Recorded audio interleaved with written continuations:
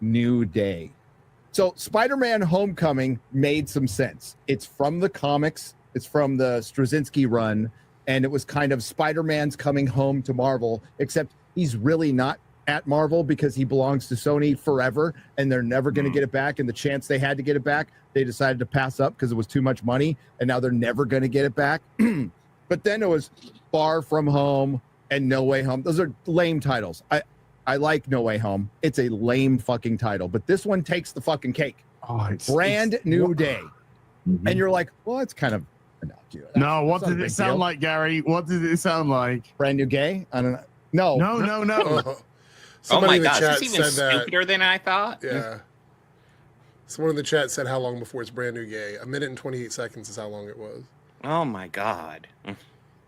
Is Mahler even a comic book guy? No.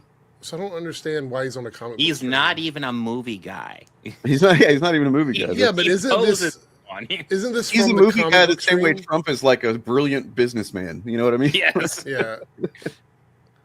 No, I mean, like, I feel like if you're doing a comic book stream, you would have 3 comic book fans on the stream. Like, I don't... Hey, what's Mahler doing here? Also, a comic book stream, why are we talking about comic book movies? Isn't it supposed to be about comic books? Well, Isn't that what the stream is supposed to that's be? getting a little bit pedantic because I feel like if I did a comic books like specifically mostly focused on comic book stream, I would also talk about adaptations. Maybe, Yeah. but they already do that on their other shows. I mean, look, they're all just excuses to push the message, you know. Yeah, I'm just curious. Like the reason they got rid of Nina Infinity was supposedly she wasn't somebody that reads comic books. So that tells me that they do want to primarily focus on people that read comics. So Mahler being there doesn't make any sense. I feel like maybe they were lying about that Nina thing. Maybe. Yeah. Possibly. Let's face it. I think it's pretty clear Nerdrotic hasn't read comic books since probably like 2002 or something like that. Yeah. I mean, you know, it's possible that he does remember and knows these facts about like Straczynski, you know, being, you know, but I mean, Straczynski wrote Spider-Man for a long ass time, so it's kind of hard to like, you know, there's a whole period where you could just kind of point to a Spider-Man comic and go, that was you could throw a dart and hit Straczynski. So like, yeah. But I mean, you know, to a lot of people, that sounds really knowledgeable to say that, you know. You guys seen Napoleon Dynamite? yes. You know, what's his name? Uncle Rico? He's like, he's stuck in the fucking, glory days, man. He used to play football and he's, you know, that kind of guy. Nerdrotic's literally doing that with this footage right here. Oh. Oh, Jesus. This is him going, oh, man, remember the fucking Yeah. comic shop that I fucking ran into the ground because of, well, I don't know why it happened, but, you know. And I mean, apparently is this his comic shop? Yeah, it's Comic Outpost. Yeah. Oh. Oh, yeah, it is. Yep. Maybe security cam footage. I guess so. Or, you know. What? I have to wonder, Gary, what happened to your comic shop to get like it this full? You know what's funny is anytime I'm talking about something that's related to gay people in general, and I mention something about like what I've done in the community or something like that, they're always like, why do you have to always bring that up whenever you're talking about stuff? Why is it whenever Gary needs to validate like comic book reading, he shows clips and videos of him in interviews and things like why is that necessary? I mean, if you're going to complain that I do it or that we do it, then why is this necessary? This doesn't make any sense.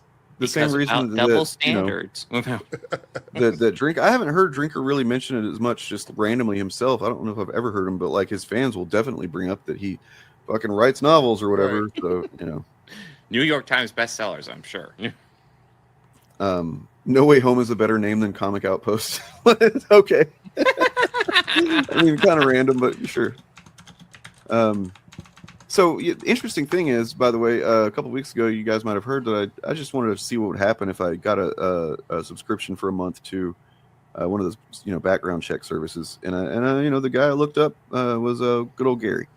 There's actually a couple of listings on his record for Comic Outposts at different addresses. One of them literally called Comic Outpost 2. And I'm like, wait, did he fail at it twice? I don't know. I don't know the details, don't know the story there. But it's possible that he literally fucked it up twice for himself. So he got rid of it in 2008, literally the year that Brand New Day came out. I believe it came out in 2008. So just another 14 years, huh? Damn. Yeah, the 2008 January. actually. So yeah, right there. Yeah. So, I think I was pretty much right. He's trying to do, panic. I know it's not good. I'm curious to what he says though, if he goes in on, because Brand New Day is better than One More Day by a lot. Yeah. I mean, in the context of what it is, which, generally you have to, if you accept that what they did sucks, but I still want to read Spider-Man, then it is good in that way. Yeah. Because everybody was pissed off, and I lost half my Spider-Man customers at the shop in like 24 hours.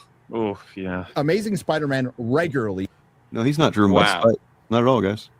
Yeah, well, I mean, I'm sure that isn't cherry-picked footage, too. I'm sure that isn't. I'm sure Yeah, just that's instantly they read... certain. Yeah. Dude, I wish I could know. Wait, is there anything that says Free Comic Book Day here? Because that... if you just put it in Free Comic Book Day... all right. Yeah, like one day it's like all packed and they all read One More Day and everybody gives up on all comic books. Guys, I have a confession. Usually when I read an issue or two of a comic book series that's bad, I stop reading that comic book series, but then continue with the other ones. Isn't that weird? Isn't it? Oh, wow. Whoa, you're nothing but media, Ryan. Dude, yeah. That was 2007, 2008 was when that happened. One More Day, wasn't it? Yeah. Holy shit. We haven't watched this yet either. Oh, that's kind of crazy, man, to think that might have actually contributed to it. And, yeah. Regularly, like clockwork, would say... When he says they slap fans in the face, he means they're slapping him in the face. And his dreams of being an old, meth head selling comics. So I just checked. There were 1, 2, 3, 4, 5, 6, 7, 8, 9, 10 different Spider-Man titles bouncing around in 2007, 2008. So of course. Don't want to think about how many X teams there were floating. And they were around coming at out that 3 time. times a month. So he's saying this one run killed his Spider-Man fans when things like Sensational and Friendly were both still running stories. Yeah, but I mean, this was like the main. Amazing Spider-Man was the main one, and also that was the one that was coming out, or maybe other ones were too, but it was coming out twice a month. Actually, I'm not downplaying that. I'm just saying to act like this is the only thing that people had for Spider-Man to engage with is a little disingenuous. I mean, he's not even saying it's just Spider-Man. He's saying like all comic books, like it collapsed his whole comic book store. I assume he didn't just sell Spider-Man comic books. So I think that's wild. So like everybody was just coming to a store to read Amazing Spider-Man and just was like, "Fuck this," and it just quit his store.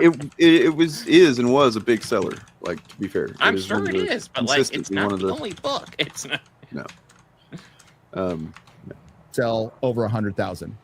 This is when it started dipping into the 50, 60,000 territory. Amazing Spider-Man, your flagship book. I mean, Spider-Man is like Mickey Mouse tomorrow. Like, flagship for Spider-Man. I want to point out, I just did a quick search, and in 2007, no Spider-Man title was in the top 10 best-selling comic books of 2007. Oh. So it wasn't like this was the number one comic. It was Captain America, the Civil War stuff that happened, Thor. No, well, shit, yeah. Dark Tower comics, World War Hulk. Oh yeah, the death of Captain America, Wolverine, Fallen Sun, the death of Captain America, Iron Man. So all these other characters were seeing big sales. Spider-Man wasn't even in the top 10 prior to Brand New Day. So, but then it was after, or what? Yes, yeah, it went back up after. Interesting. That's interesting, Gary. Gary, are you lying, or are you just fucking? And this is from Diamond and the Comicron website, Comicron, yeah. Yep. Gary, I mean, we caught you, bud.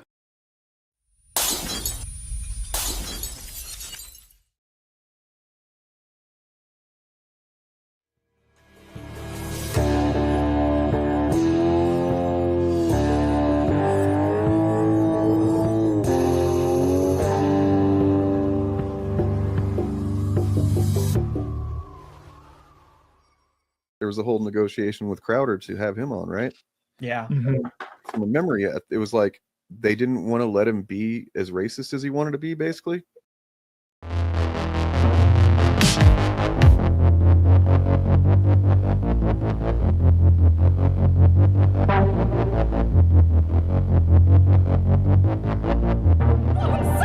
please think of the children! The only way that you can really stop this kind of thing is to arouse public opinion. It's It's very upsetting. It has a bad moral effect. Forced adversity.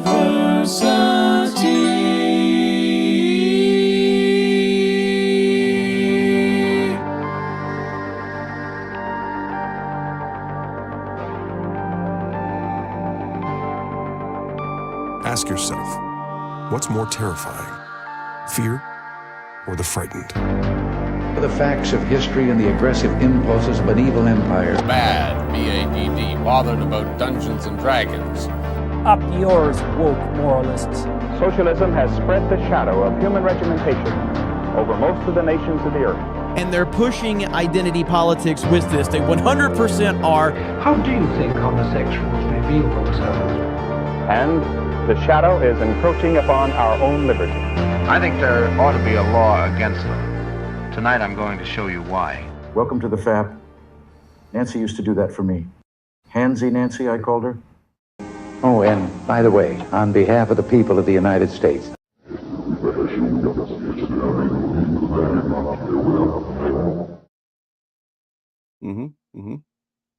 I see what you have to say there. That's pretty interesting. But does what Morgan have to say, is that interesting? Yes, probably so. Hey, how's it going? Oh, it's going all right. Oh, we are fapping. I can take the FAP banner down now. Well, yeah, we're not just fapping in a few moments. We're fapping right here. We gotta start calling everything like Batman, the Bat, whatever, like just a Fatmobile, you know, if we had one. But like, you know, Bob of the Fap ways. I don't know. Bob of the old Fap. The old Fap. And I have my FAP shark repellent ready to go. Oh, there you go. Just in case. Morgan is better than Morbin for sure. Oh yeah. I would see Morgan's movie unironically, you know. Gods, no one let me make a movie. It would be a movie about you though. Oh, gods, no one make a movie about me either. Jesus Christ, find someone more interesting, please.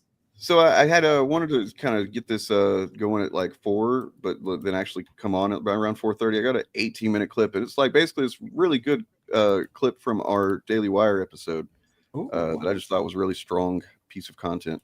Sure. Yeah. Anyway, I'll maybe play that at the end of the stream or something. But it's cool. Sweet. Yeah. I also have just this thing, which is it's just fun. This is from that same, and then we're gonna get into the stuff, but it's just fun. I want to start off with something a little bit light before we get into, you know, the state of reality that we exist in and stuff. Yeah. This week in American fascism. Yeah. What's going on? Why is it not going? Girl, you able to see that? I can see it. Is it like showing the text on screen? No? It was a minute ago until you pressed pause. I see a blank screen, but I heard the music. Yeah, it's fucking StreamYard. God damn it, StreamYard. I don't know what they did to StreamYard, but they enshitified it. It has enshitified. Not that one. That's not the one. It looks to me like they tried to. There we go. There we go.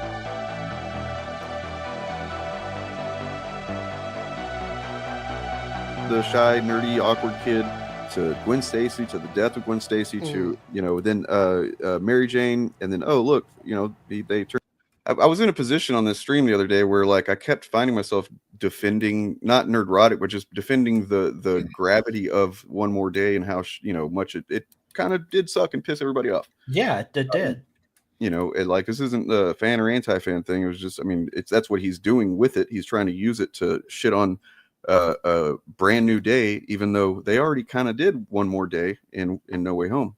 Right. Just do it as egregiously crappy. But yeah, so and there's like, you know, like Ryan, God love him, I love the guy. But he's like, oh, so, you know, they couldn't have just, you know, dropped it. And it's like, well, it's not just that it was a bad run. It's that this was literally, it erased continuity from like over 2 decades or something. It was a cosmic retcon from like going back to the 80s. And yeah, so this was me explaining why it's, you know, a little bit more than just like a bad run. Turns out they get married and they're happily ever after, except you get to read them being happily ever after and making weird, obscure sexual position references. I'll pull that up in a second. Imagine being a little kid and like trying to get into Spider-Man, and this is what is going on in Peter's private life. Not Spider-Man stuff, but in, you know, his private life, he's with a supermodel, and he's like just being a suave ass motherfucker, and he's gonna give her a Venus butterfly. It is literally the coolest sentence anyone has ever said. So the Venus butterfly is a term used for various sexual techniques, one of which was the subject of the 1988 book, The 1 Hour Orgasm, which was first publicly mentioned in a 1986 Good job, Peter. Fuck American yeah. television drama. However, a technique of the same name appears in the book The Sensuous Woman, which was first published in 1960. So two things I've kind of deduced after this aired was that, one, that's actually Todd McFarlane's first issue. Really? My Todd man. McFarlane's first issue was one where they mentioned the Venus butterfly. But it was written, I believe, by David Michelini, who almost certainly was watching LA Law the previous November of, so in the year prior to this, when it came out, that was when the episode called The Venus Butterfly came out. And whatever the story was revolved around the Venus butterfly, and like it became a big, kind of like whispered at water coolers kind of talking point, stuff like that. So it's possible that the writer here didn't even know what a Venus butterfly actually is. He just saw a pop culture reference and decided Depends if they talk. I mean, I don't know how much detail they go into in that episode of LA Law. I can't imagine much, but who knows? But That's it's fun. funny. 69. So there's a LA Law episode where they talk about it. It's called that. I remember as a kid, I kept up with LA Law, so I will. I don't know if Bob was joking there. So it's an oral technique, essentially, is what it is. Tunneling is. Damn, Peter. So what I'm hearing here is Spider-Man unlike is Batman, a real hero, apparently. unlike Batman. Yeah. I don't think they knew what I was talking about when I mentioned this. I was like, all right, I'll just move on, but I wish y'all remembered that. But yeah, I put this on screen for anybody that did forget this whole fucking thing that happened. I'll never forget. Not just Batman, but heroes don't do that. Yeah. Right. What? Yes. I disagree. I think real heroes do that. They do. Yeah, I mean, look, I agree. Spider-Man, classic supervillain, right? Because he eats pussy, apparently. So, I don't know why I keep saying that phrase when I actually find it kind of gross to say. It's like it feels cannibalistic to say. I don't know. If you remember that from a couple of years ago, where the DC was like, Batman does not eat pussy or something. Peter does. And he's telling you he does. Good for Peter. He's being very upfront about it. So, I kind of I'm going to eat your pussy. Let's go. Yeah. That's what he's saying. This is them saying Peter can get it. Right. I'm gonna fucking munch down on that. I'm gonna yummy down on that box for about an hour until you just fucking come everywhere. Okay, that's what's going on in Peter's. And the door closing says plamp. I've never seen that one before. Plamp. Yeah, that's a new one. Well, there was some moisture on the door. It made a weird noise. And look, they got a couple of hours to go. She goes, "I'll take two." So they're going to do it twice. He's going to give it to her twice. So she'll take two of them. Meanwhile, Daredevil could never last that long. He'd be hearing everybody screaming for help and stuff. What was it called? The Venus butterfly. Venus butterfly. Venus butterfly. He's also wearing like his Hugh Hefner smoking jacket. It's like, what is happening here? Now think about the fact that very intentionally the original stories of Spider-Man, or Peter Parker in particular, him having this being able to shoot webs. He built the thing himself or whatever, but like the web shooter, he shoots these webs. This gunk comes out of him, and like there's literally a couple of points early on where there's gunk like seeping under the doorway when Aunt May's like, oh, what's this gunk? This white goo is like there's very clearly a puberty thing going on there with like this allegory, and it's like now this is what Peter does. This is the evolution under the door. It's not coming from Peter. Right, the evolution of it. So this one power is really a piece of tech that Spidey wears on his wrists that fire a high tensile web substance, unless we're talking the Raimi version.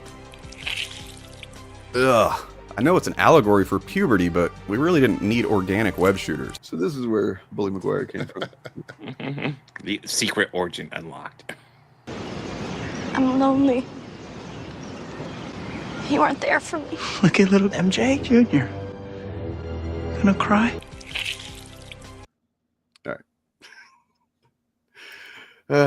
Yeah, that was fun. It's fun times.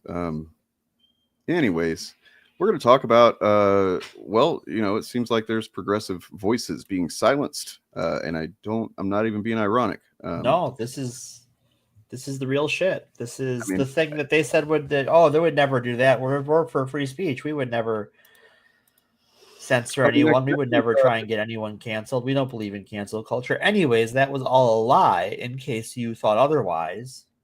And welcome to the FAPcast. Funny, you wanted to look and see if there's any update on that, because I actually should have done that. We're professionals here, folks. We just know what we, or at least me, maybe you guys found something else, but the other day, David Pac-Man, infamously the son of Mr. and Mrs. Pac-Man, and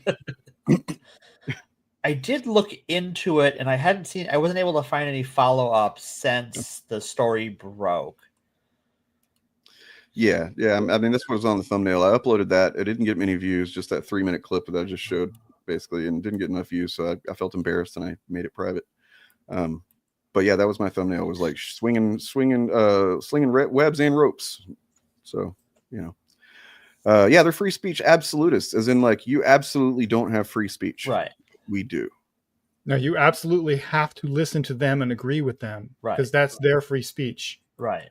If you disagree with them, that's not free speech. That's censorship, right? I wrote I've been writing some lyrics lately for my music and stuff, and I wrote one called "This says speech is free for a fee, and if the words are unkind."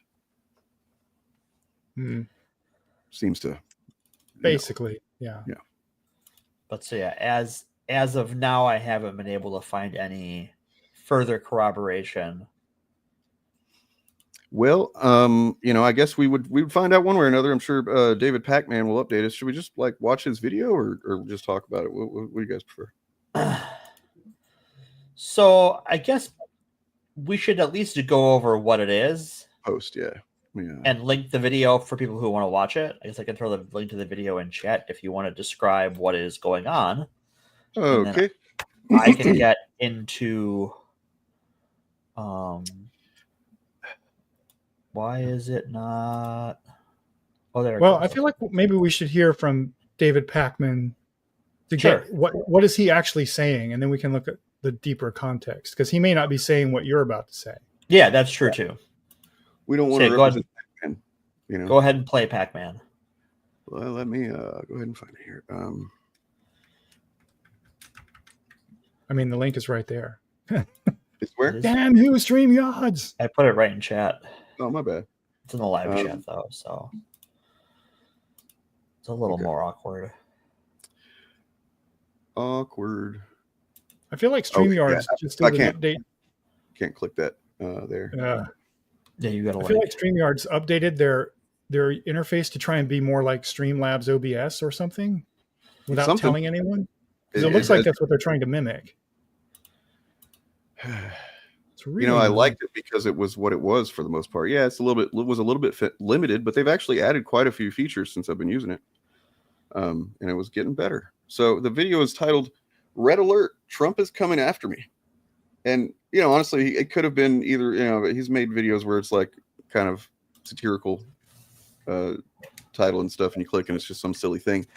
I didn't know which one this was, but I've got to be honest. When I started the show, I never imagined in my wildest dreams that I would be doing this story. But we are now in a situation where it seems as though the Trump administration is trying to get Amazon to ban my book. I'm going to explain to you what we know. Not going to sugarcoat it, but this is what I believe is now going on. A Reddit thread. Yeah, Ryan Porter, we'll talk about that later. We'll get there. We'll get there.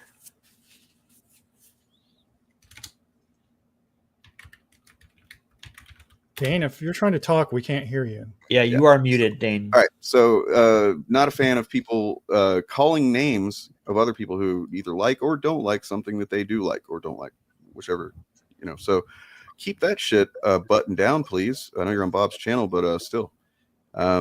And then, we're going to be talking about that. If you notice, the thumbnail says "sucks?" ? That may be a hint as to where we're going with that. So. He's on my channel. Okay, I will. Yes. I'm not gonna do anything to you, but I'm just gonna be in the chat on my channel in case other people turn up to do things that cannot be addressed through Dane's channel. Good call. But yeah, that's generally just kind of like some crappy gatekeeping. But like reverse gatekeeping, I guess. Whatever. Was created this week. The Reddit thread is called "Trump Admin Trying to Remove Books from Online Marketplace." The person who posted this is a regular poster in the Amazon AWS subreddit and seems to have deep knowledge of Amazon cloud hosting, very much indicative that they are indeed an employee of Amazon. In the post, they write, "This is insane. I work for a very large cloud services provider. We have a lot of government clients. Another side of our company sells books online. You have 100% heard of them." So, of course, it appears that they're referring to Amazon. The individual seems to work at Amazon AWS. Continues, "Today, my boss got this email that one of our largest government clients is going to cancel their contract if we don't remove these books that are critical of Trump. This is nuts. We have nothing to do with the book side of the business. And even if we did, this is censorship. I can't believe this is happening. My boss is pulling his hair out over this. No one knows what to do." Let's take a look at the email. The email seems to say book removal request. We just see the OK in book removal request. "Please be advised, we were recently contacted by Redacted regarding renewal of their contract. Redacted maintains that they will not move forward with contract renewal unless the following books are removed. Blank informed blank that we have no input on that side." I don't even know who we would contact about this. "The books requested for removal," and as you can see at the bottom, "The Echo Machine, How Right-Wing Extremism Created a Post-Truth America," David Pakman. It has the correct ISBNs. You will also notice that our friend Brian Tyler Cohen's book is on the list, Heather Cox Richardson's book, Brian Stelter, Mary Trump, etc. We did some digging and made contact with a couple of Amazon AWS employees who said essentially, "No comment. I'm not touching this. This is radioactive." Okay. So if we knew anybody, I wish we knew somebody that could understand this AWS stuff and cloud hosting and just come on, anybody, somebody, please. Oh, like me? Oh yeah, you. Oh shit, me. Fuck. All right, hi. Perhaps there's a person named Morgius who can fill us in. Well, Morgius is out there. Video doing like this. It's Morgan time, and then I can add a little graphic that's like It's Morgan time. Oh God. All right. So what's up? What does this mean? Well, okay. So first, I want to start.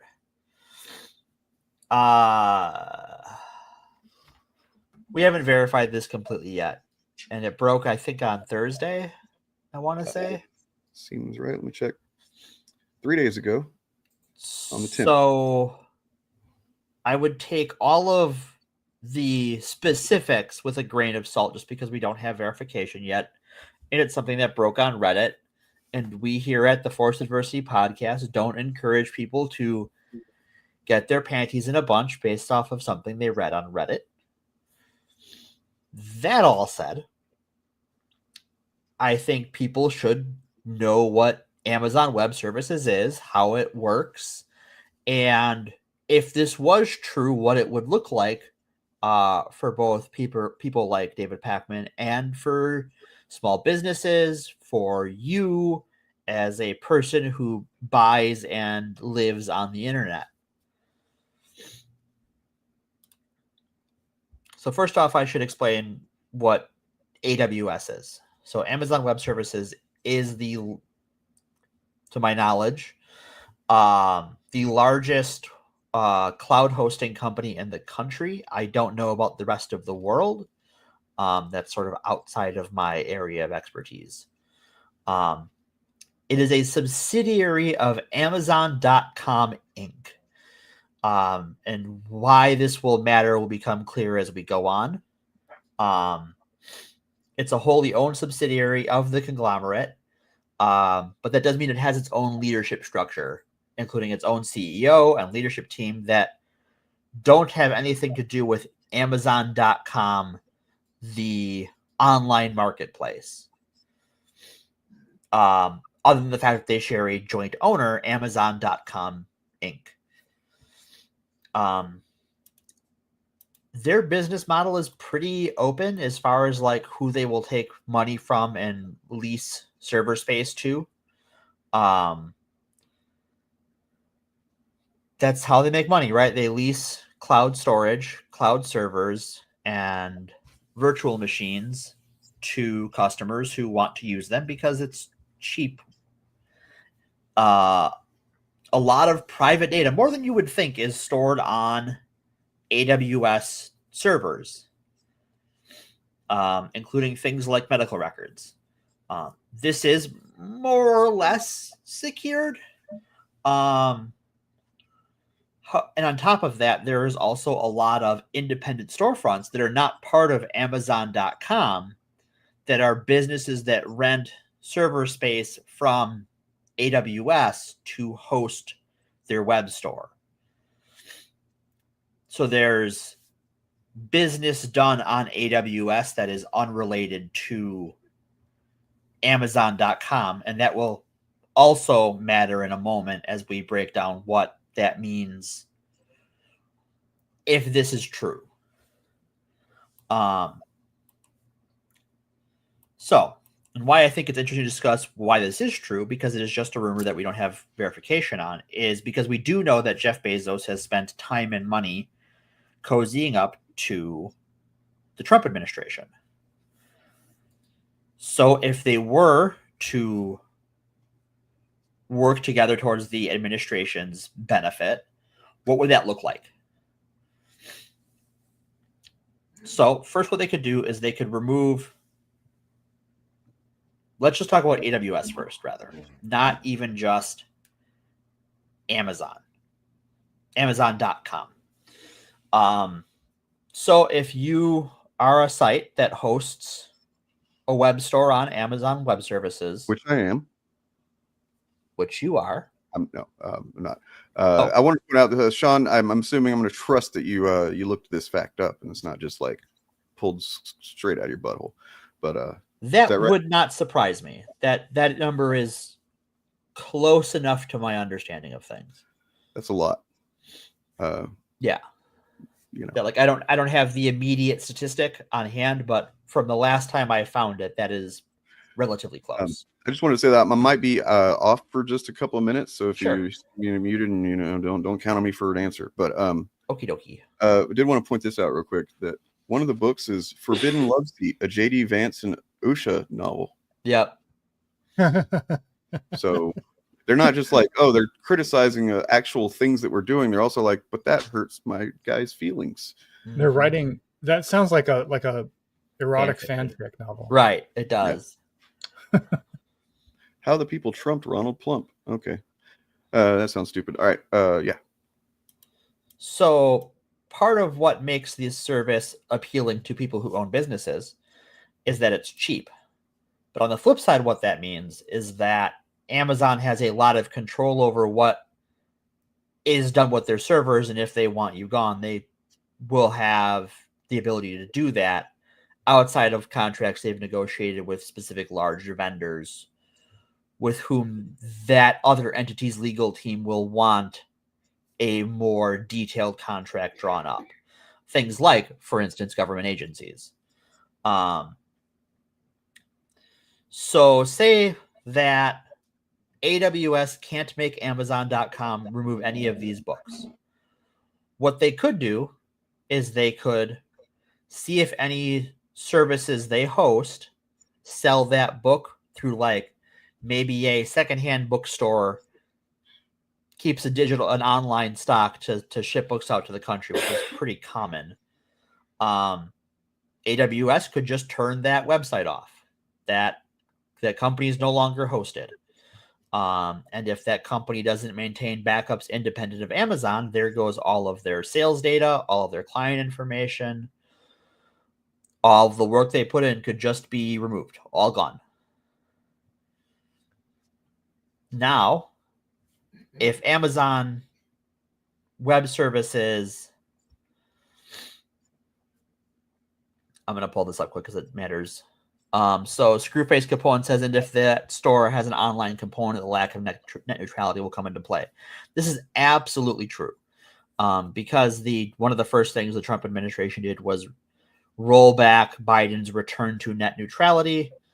This means that not just Amazon Web Services could be used to carry this out, but even commercial ISPs, your Spectrums, your Comcasts, etc., your AT&Ts, potentially even mobile carriers, though I know the laws are different with regards to mobile carriers.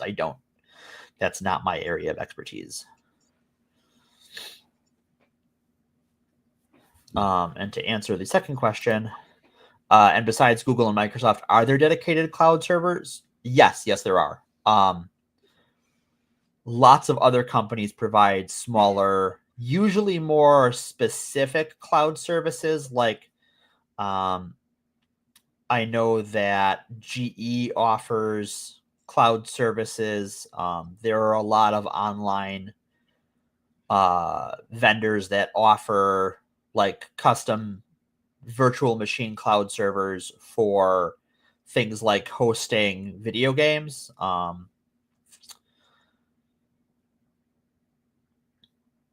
So there are other, I don't want to call them mom and pop shop, because they're certainly bigger than that. You can't run a data center as a mom and pop shop, but compared to Amazon and Microsoft and Google, yes, there are smaller vendors out there.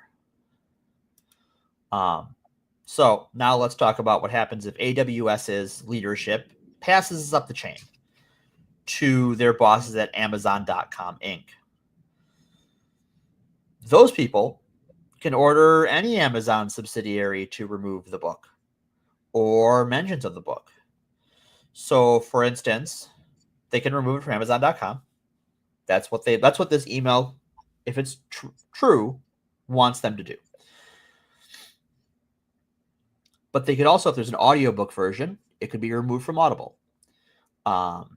If someone has read it or done interviews about it on a Twitch stream, because Twitch has political channels, those could be removed. Even things like, in the event there was like some sort of adaptation of one of them that was in works with MGM or something somehow. I don't think that's the case, but the top level conglomerate organizational structure can pull it anywhere down the chain. So it's not, even just removing it from Amazon.com is bad. But this is even more than that, because Amazon is huge, which is why we need to break up these conglomerates.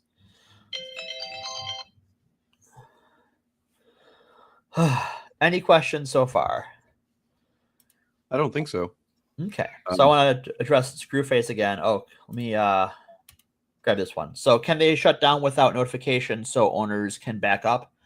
Yes, they can. It's the short version. The longer version is slightly more complicated than that, but basically you as a customer pay for a priority of tiering. And often, unless you're paying for a high tier thing, your services might just be shut down because they need to shut them down. And that's usually at their discretion. That's the very, very simple version of that. I am not a contract attorney, so I don't know the ins and outs of those contracts. I just know how cloud computing works.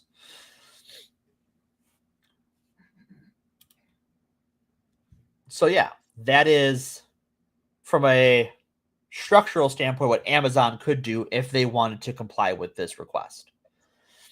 AWS can do very little on its own, other than target people who are outside of Amazon that use their web services to host these books or sell these books. But if that gets passed up the chain to Amazon.com Inc., then Amazon.com and all of the other subsidiaries can be used to execute this order in various horrifying ways. And let's say they do that. What happens next? Because yes, that's bad, but what does it look like? Like in the real world, how would it play out? So the first thing that will happen is another list. Because there's a lot of anti-Trump books in general, but also there is a wide range of material that the administration and their financiers don't like. and we know this because they push all these book bans, and they've been doing that for the last several years vigorously. So we would see something like an un-American authors list published by the administration or some department within the administration. And they would send that to Amazon, again, probably in the same way, threatening to cancel contracts if they don't remove these books. And as this expands, what we're not just doing censorship. And that's bad as it is. Censorship is bad as it is. But I think we all understand this is censorship, right? This is the government saying, remove that from your website or else. It is privatizing the costs of censorship. It is making it Amazon's job to be the state-mandated censor for materials the government doesn't want published online. It'll be some entry-level technician or engineer's job to find Twitch streams with immigration lawyers on them and delete them, or remove books about Jackie Robinson from sales on Amazon.com or on Audible. They could just use a bot to do that. A lot of that, couldn't they? Yeah, they could. Absolutely. So after that, it'll be records, because now Amazon is complying. So put a pin in the things AWS hosts, or pulling that pin out about what AWS hosts. What will happen is a very professional lawyer will issue a subpoena to AWS for data that belongs to things like hospital systems, to get patient data for those who were admitted to the hospital without a state ID, or to get at those who were admitted and have Medicaid coverage, or to get a list of doctors who administer vaccinations. Now, hopefully, that data is encrypted by the customer and it's just not sitting freely available on the Amazon Web Services, because that would violate HIPAA for it not to be secured. But encryption is a deterrent. So Amazon knows the data is there. They comply with the subpoena because they've been complying this whole time. They hand over the encrypted data. Encryption is a deterrent. It's not foolproof. Especially when you're talking about off-the-shelf solutions, are basically designed to discourage professional criminals from stealing your data because it will take too much time. That's not how they operate. They, honestly operate mostly off of spear phishing attacks where they find out the personal information about mid-level executives and send them targeted emails to get web crawlers and data miners onto their computers to steal their contact list and access their emails to go about it that way. Well, I've done a bit of just real quick and aside. I've done a bit of digging in the last few minutes to see what all are the books that they're finding threatening. Sure. Yeah. And honestly, I kind of get it. I'm kind of on board with this, with the bans, because we've got stuff like Melania, Devourer of Men, by J.D. Boninger. Let me read the synopsis here. Her husband gets all the attention, but she has something to hide too.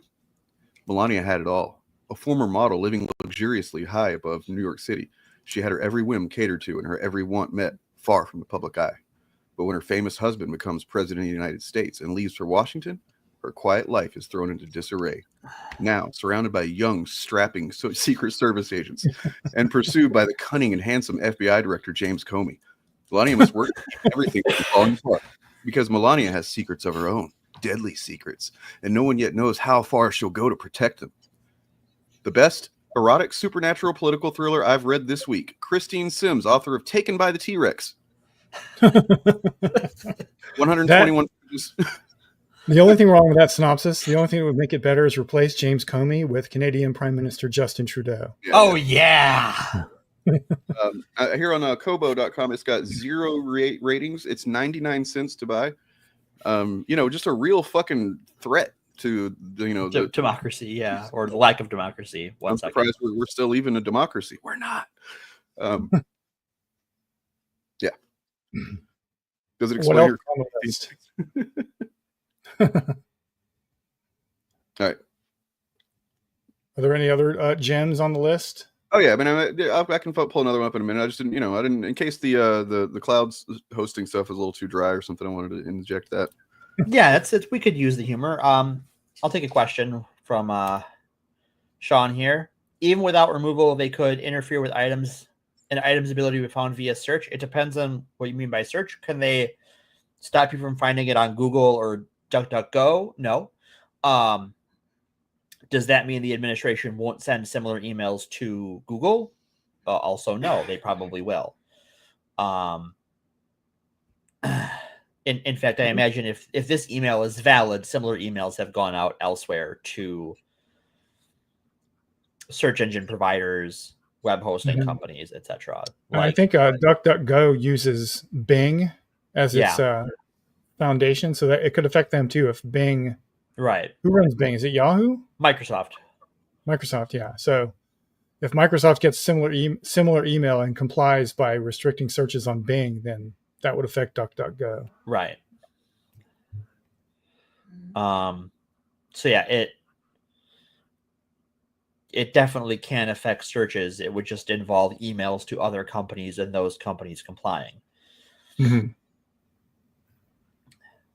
And this is why that comes with a threat, right? Is that there is a sort of abuse that goes on here where like they go, okay, remove this or we pull our contracts with you. Well, even if you're like those contracts, like if you pull that contract, there's going to be lawsuits and money spent and it's going to be a mess. So the threat is to encourage them to play ball and go along with this. But eventually they will stop having to threaten them because it'll just be automated. There will be a workflow where a government employee submits a ticket to Amazon to remove a streaming show because it has a woman who has the wrong haircut. And that just happens. Someone pushes the ticket through help desk that way. Because that's how these sorts of industries are run, is that problems, the solution to problems is automating and reducing it to expedient resolution, even if that resolution is only temporary. But it will become a thing where they submit a help desk ticket effectively to get things removed. And at that point, there's no more threats. There's no more pushback. There's no panic. It's just.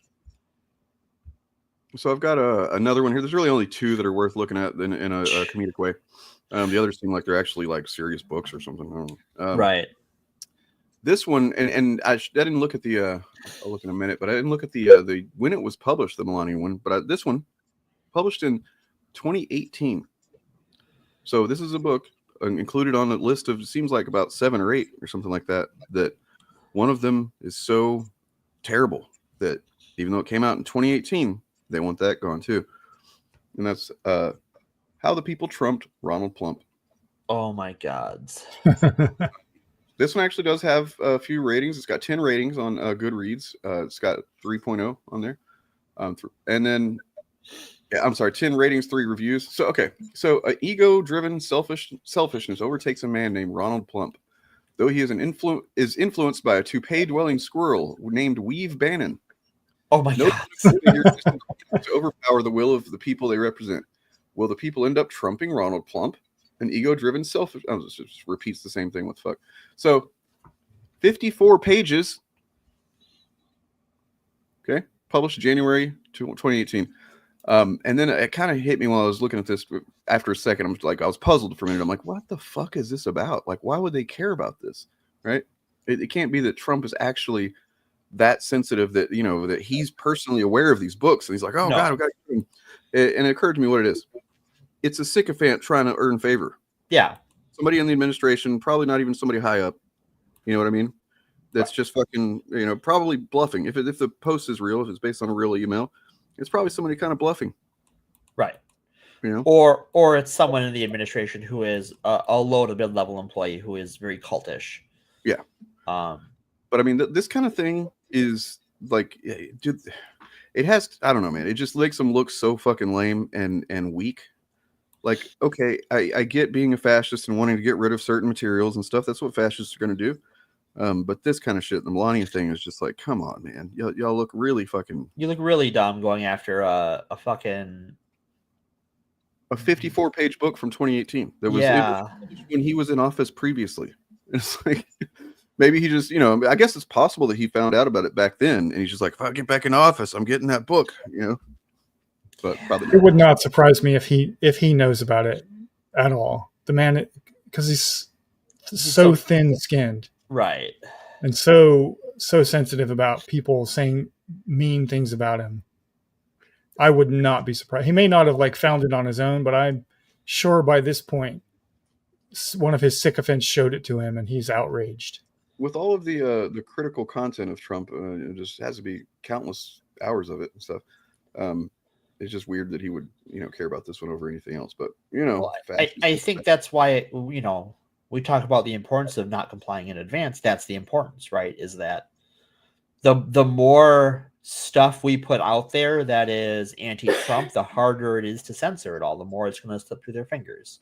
Yeah, I wonder sometimes how much of what we're seeing is malicious compliance by bureaucrats within the system, which is one way of resisting fascism is called malicious compliance. And it would be stuff like drawing attention to a 54-page book no one's ever heard of, right, by banning it, right, which would lead to greater embarrassment by the administration. And so I wonder, with Jackie Robinson shit or the Tuskegee Airmen, right, that obviously outraged the public. I wonder if it was malicious compliance by somebody who wanted the public to be outraged by this nonsense.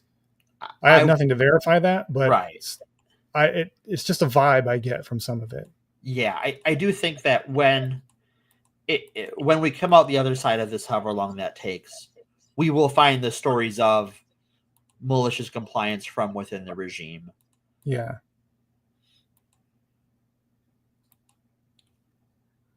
And that could be a way that if Amazon wanted to be cheeky about it, I'm sure they could find a way to engage in. Yeah.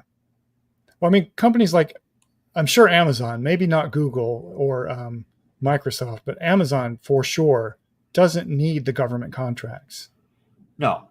They could do just fine without it. So they have the option to tell the Trump administration to go fuck themselves.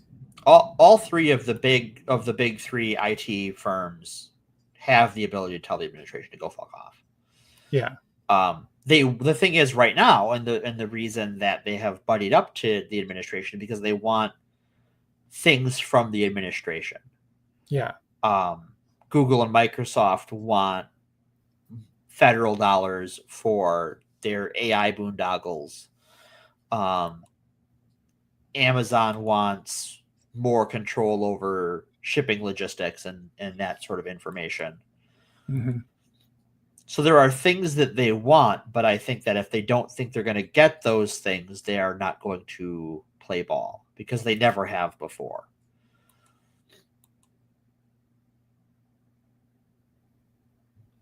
Yeah.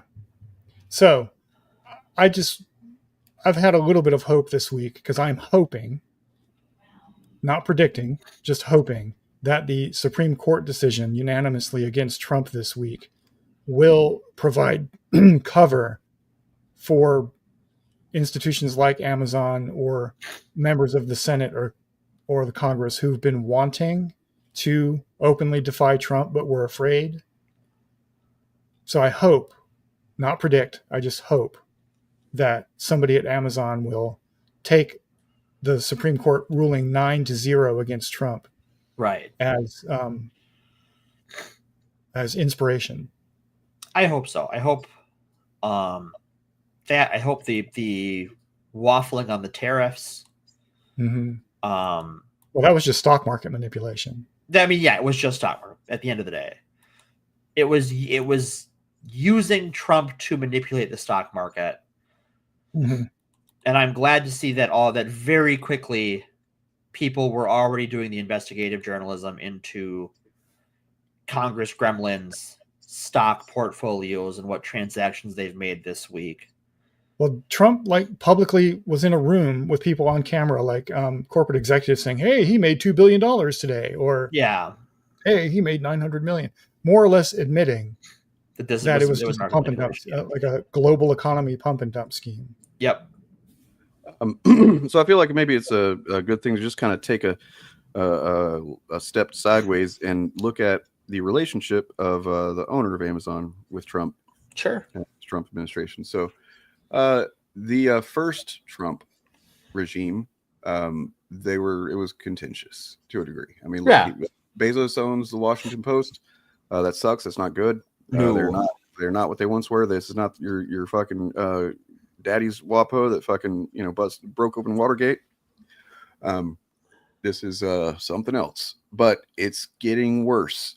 Yeah. So they were very critical of Trump the first time.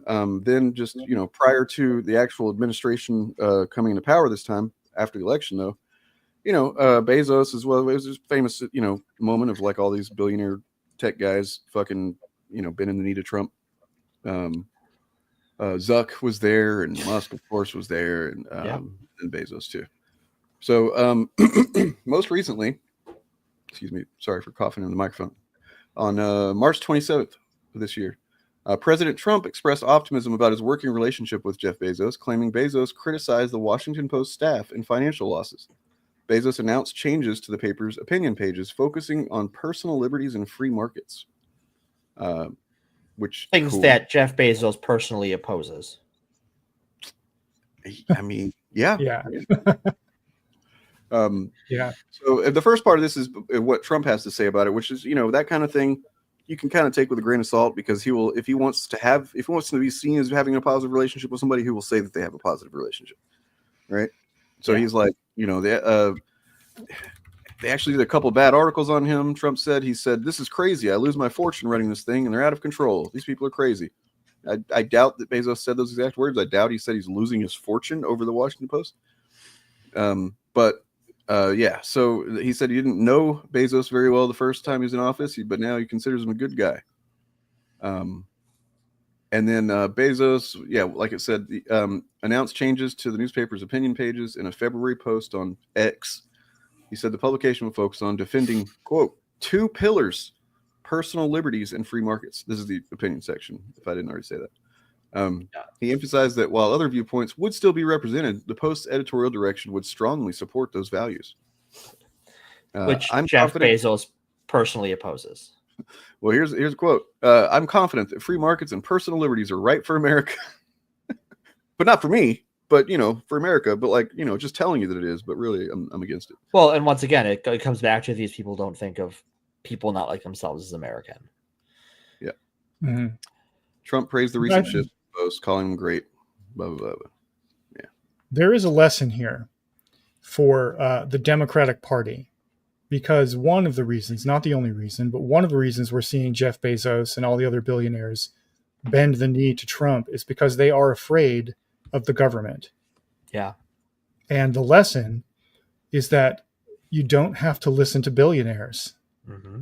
Right? The Democratic Party has spent the better part of 30 years pretending that they have no power over money, over the moneyed powers, that corporations are so powerful that no amount of government regulation is worth the political capital. And these billionaires are fucking pissed scared.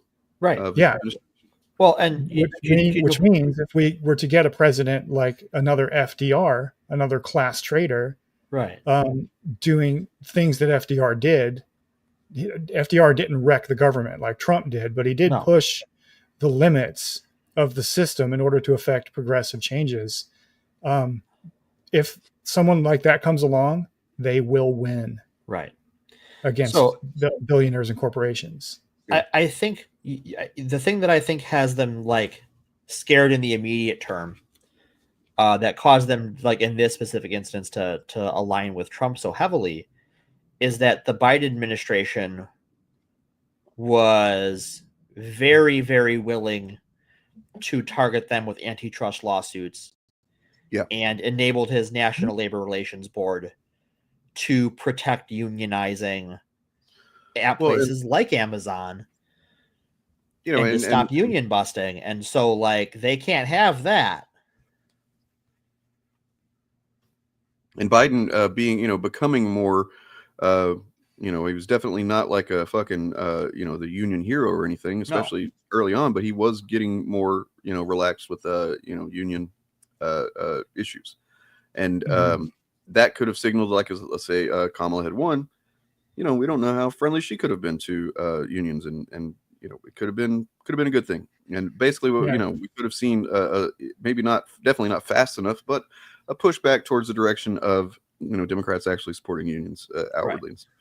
Yeah, and they certainly would not have been worse than what we have now. No. Well, and you have essentially, like what you guys are saying exactly. They the reason that the billionaires are backing him, the reason they were all there at the inauguration, as Trump said, all those people that were on the stage, it was a who's who of people who were against me the first time. It's like, well, yeah, because things have changed, man. It's a desperate situation for these people that you're going to take everything from them, which is their money. But no, it's the reason that that the billionaires are so quick to do it is because they know what everybody else knows, and is that we need to fucking tax the shit out of these motherfuckers. We need to, we really need definitely need universal health care, but a basic UBI would be great too. They know that, so that's why they're fighting desperately to make sure it doesn't happen. Well, right, and all of those things are doable, right? And that's what I meant earlier when I said the lesson here for Democrats is to know that government power will trump corporate power. Not Trump is a verb, not Trump is a person. But if you apply government power to affect things like Medicare for all or UBI, you don't have to listen to the billionaires at all. No. You can just ignore them and go around them, and they will have to comply. They will lose. To wow 3620, and I will say on behalf of you, fuck you, Donald Trump. You piece of shit. Go. Don't arrest me, bro. Wow. Happy birthday. Wow. Happy birthday. Oh. Yeah, these as well, for sure. Yeah. We need an education. We need a revolution. Which I think maybe next week, completely rebuild the system we have. Well, I was going to say real quick, next week maybe we should look at the education situation in the country. Yeah, that definitely needs a deep dive for sure. As does this, we can do factories in America. Mm-hmm. It's just but we can't. Yeah, my iPhone that I got for I'm sorry I got an iPhone. I don't love the fact that I did, but it was the best option for the money. And we got family iPhones. It was a good deal. Sorry. Mm-hmm. Sure, no, it's fine. No, you don't have to bother. Sorry, guys. I'm fucking sorry. Okay. We live in a society, Dane. But did you guys see how much an iPhone would cost if manufactured in the U.S.? I did not know. Upwards of $30,000 per phone. That tracks. Mm. So actually, see, we could do it in America, but we'd have to do industrial policy first. Right. We would need tariffs, right? Right. The point of a tariff is to incentivize production of that product or service inside the country, but you have to have the capacity for it first. And you don't get that without massive tax dollar investment, like the CHIPS Act. build up the infrastructure first. Right. And that's why Trump's tariffs are going to wreck the economy. And not just the American economy. Yeah. There is real talk in the rest of the world about de-dollarizing their economy. Yeah. And you don't understand how bad that is for you.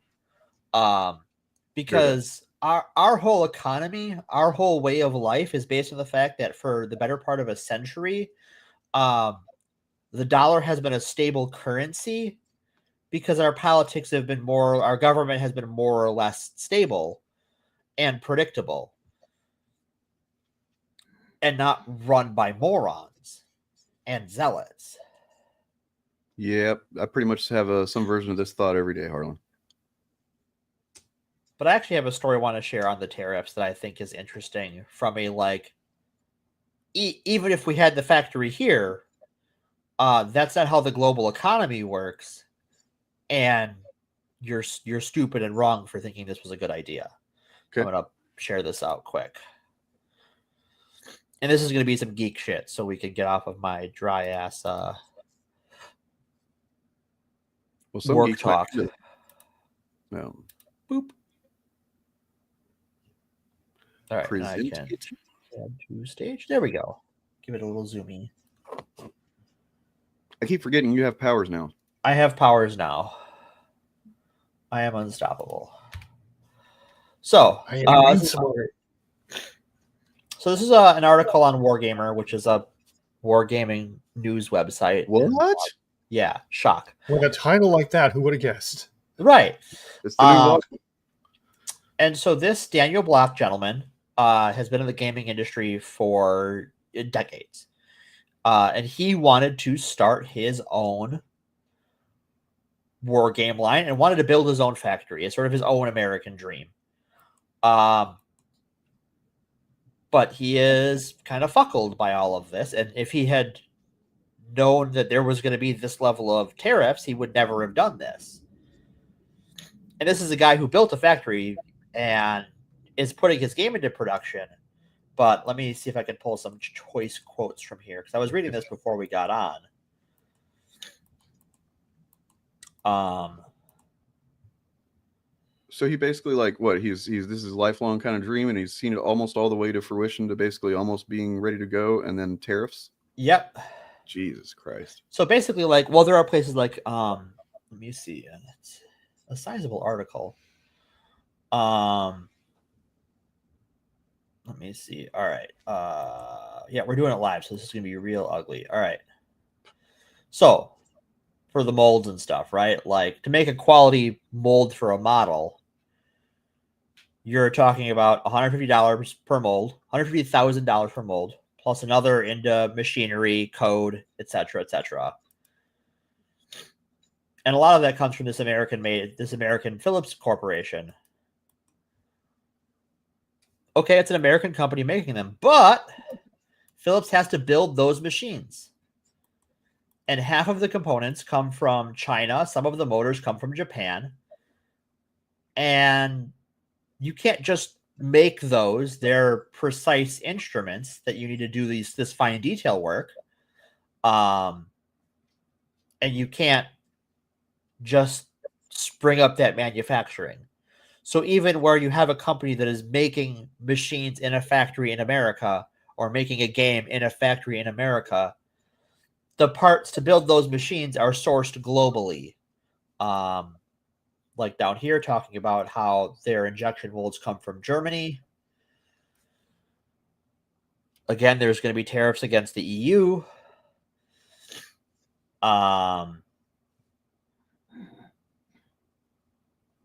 And so even like as the tariffs have waffled, his supplier has said that it's going to be roughly 20% more expensive, even at the best outcome.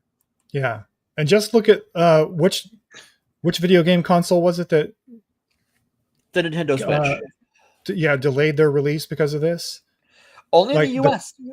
Only in the US. So like if you are a Trump supporter, who's also a gamer, this is going to affect you. His tariffs are going to make your video games and your consoles cost you more money. Well, I mean, there's other, examples of, I mean, it's kind of tangentially related, just as far as like, oh, the leopards are eating my face. What? Right. Oh, yeah.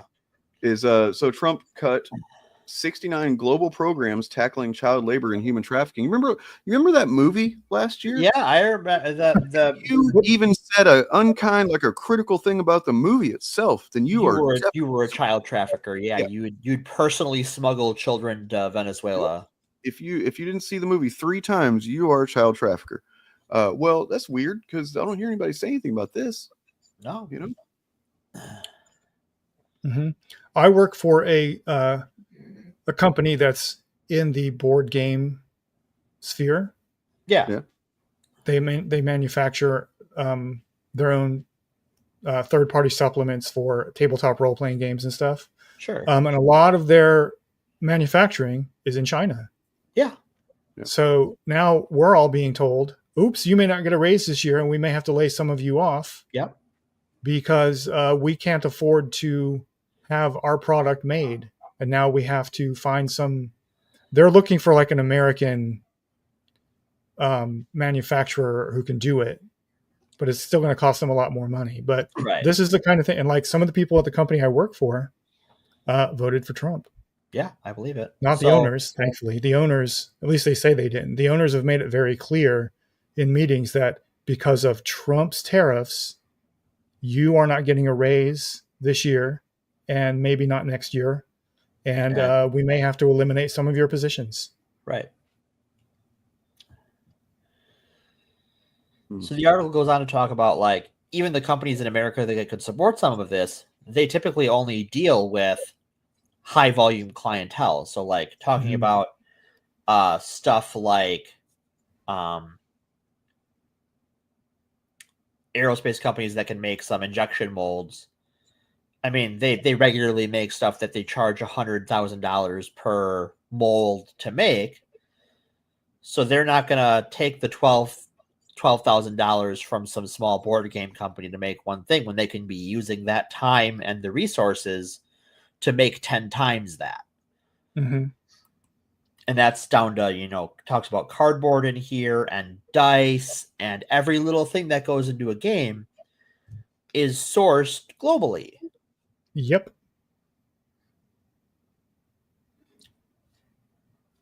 Oops. So yeah, I just thought it was interesting that like to really see an article dive into like exactly every step of how opening a factory in the US would work if you wanted to and how this fucks all of that up. So I recommend giving it a read at the time. I will put it in the chat. Put a link to it. Yeah. We can boop. So I read an article about basically the Democrats aren't going to win until they learn, what we were talking about a few minutes ago, just that there needs to be, actually economic, prosperity would be great, but I mean, let's just have like not despair first, maybe. Right. You need to they have to be willing to fight. Right. This is the thing. Yeah, and this is the generational divide in the party right now. You got, with the exception of Bernie Sanders and maybe Elizabeth Warren, the older people in the Democratic Party they believe bipartisanship is a virtue, right? To them, it's not a tactic. It's an end in itself. And then you got people like AOC, Maxwell Frost, Jasmine Crockett, other people like that who are like, no, fuck this. We got to fight. Right. Got a little excerpt, just an excerpt from, because I can't read the whole thing because I'm not paying for signing in, rather, from The Guardian. But like just the first part really says it. So it starts with a quote. He's really gone and done it this time. Now everyone can see what a disaster he is. How many times have we heard this about Donald Trump? Yeah. How many times has it been proved wrong?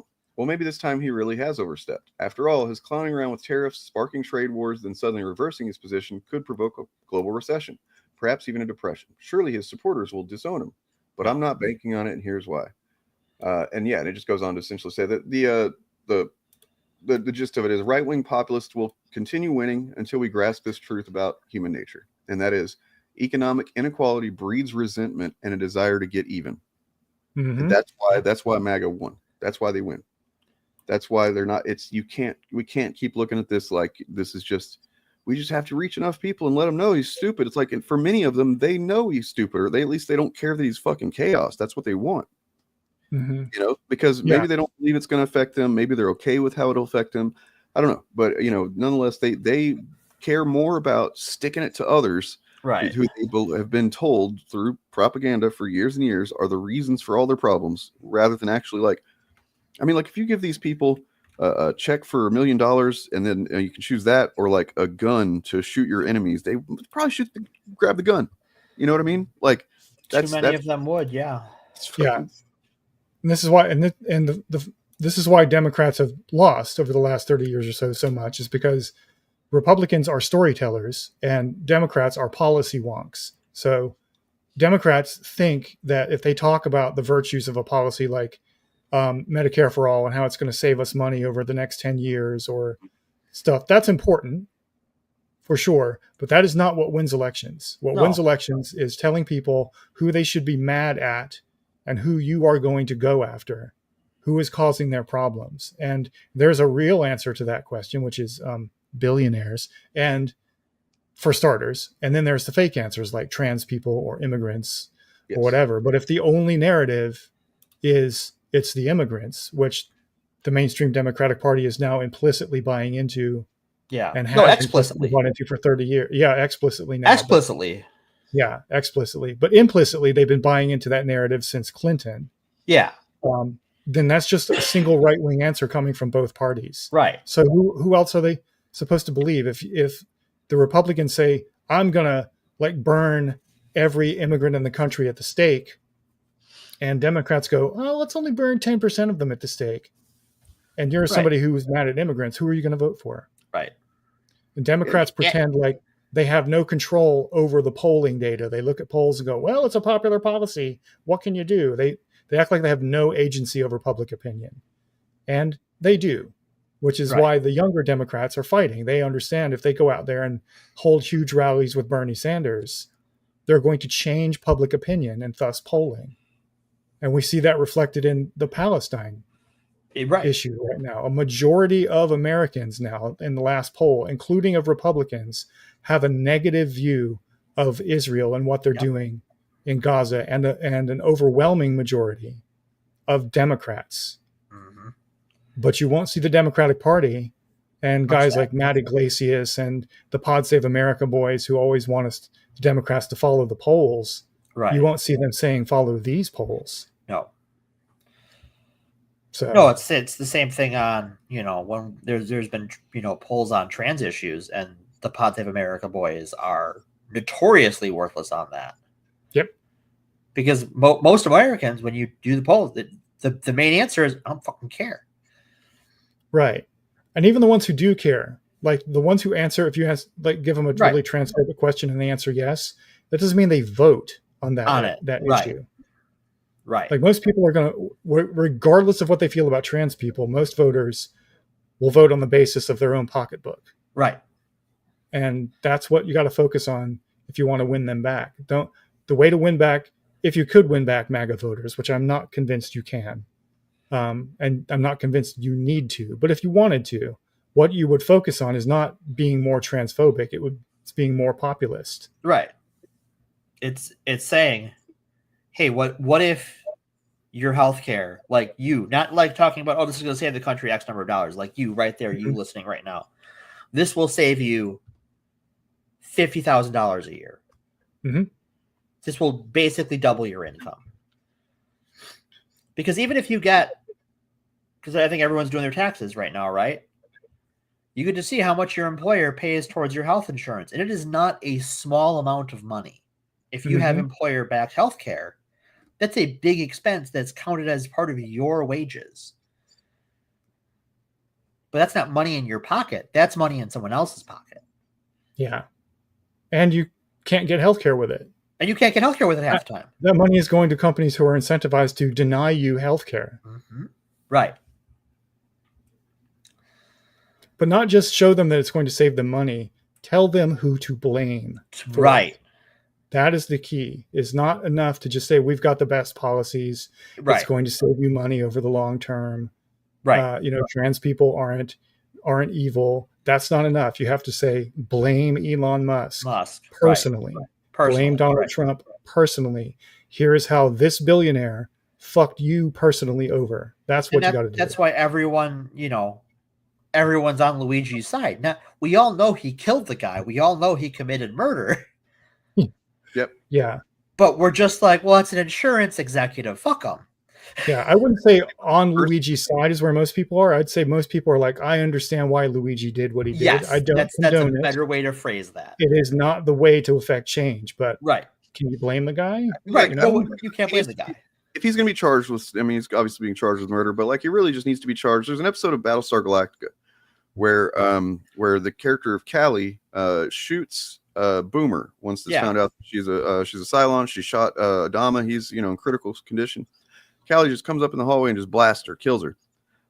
She is charged with discharging a firearm in a space she's not supposed to. I think that would be an appropriate thing because, like, murder, kill. I mean, come on, what losses? They want to charge him with. They want to use federal terrorism statutes to charge him. Mm-hmm. And I want you to understand, we've had terrorist attacks in America. Terrorists don't get charged with terrorist statutes outside of like the Boston Marathon bombers. Yeah, I think the terrorism charge probably is not going to stick. No, after pretrial motions are done. Yeah, they're just doing that as a flex, right? And we all, like you said, we all know he killed the guy. It's not on the basis of the law. It's an open shut case. It was premeditated murder. Yeah. But if he has smart lawyers, they should make an argument for justified homicide. They could, and they might still do that. Damn. But that's where everybody is on this. They're like, well, murder bad, but healthcare executive also bad, and killed more people.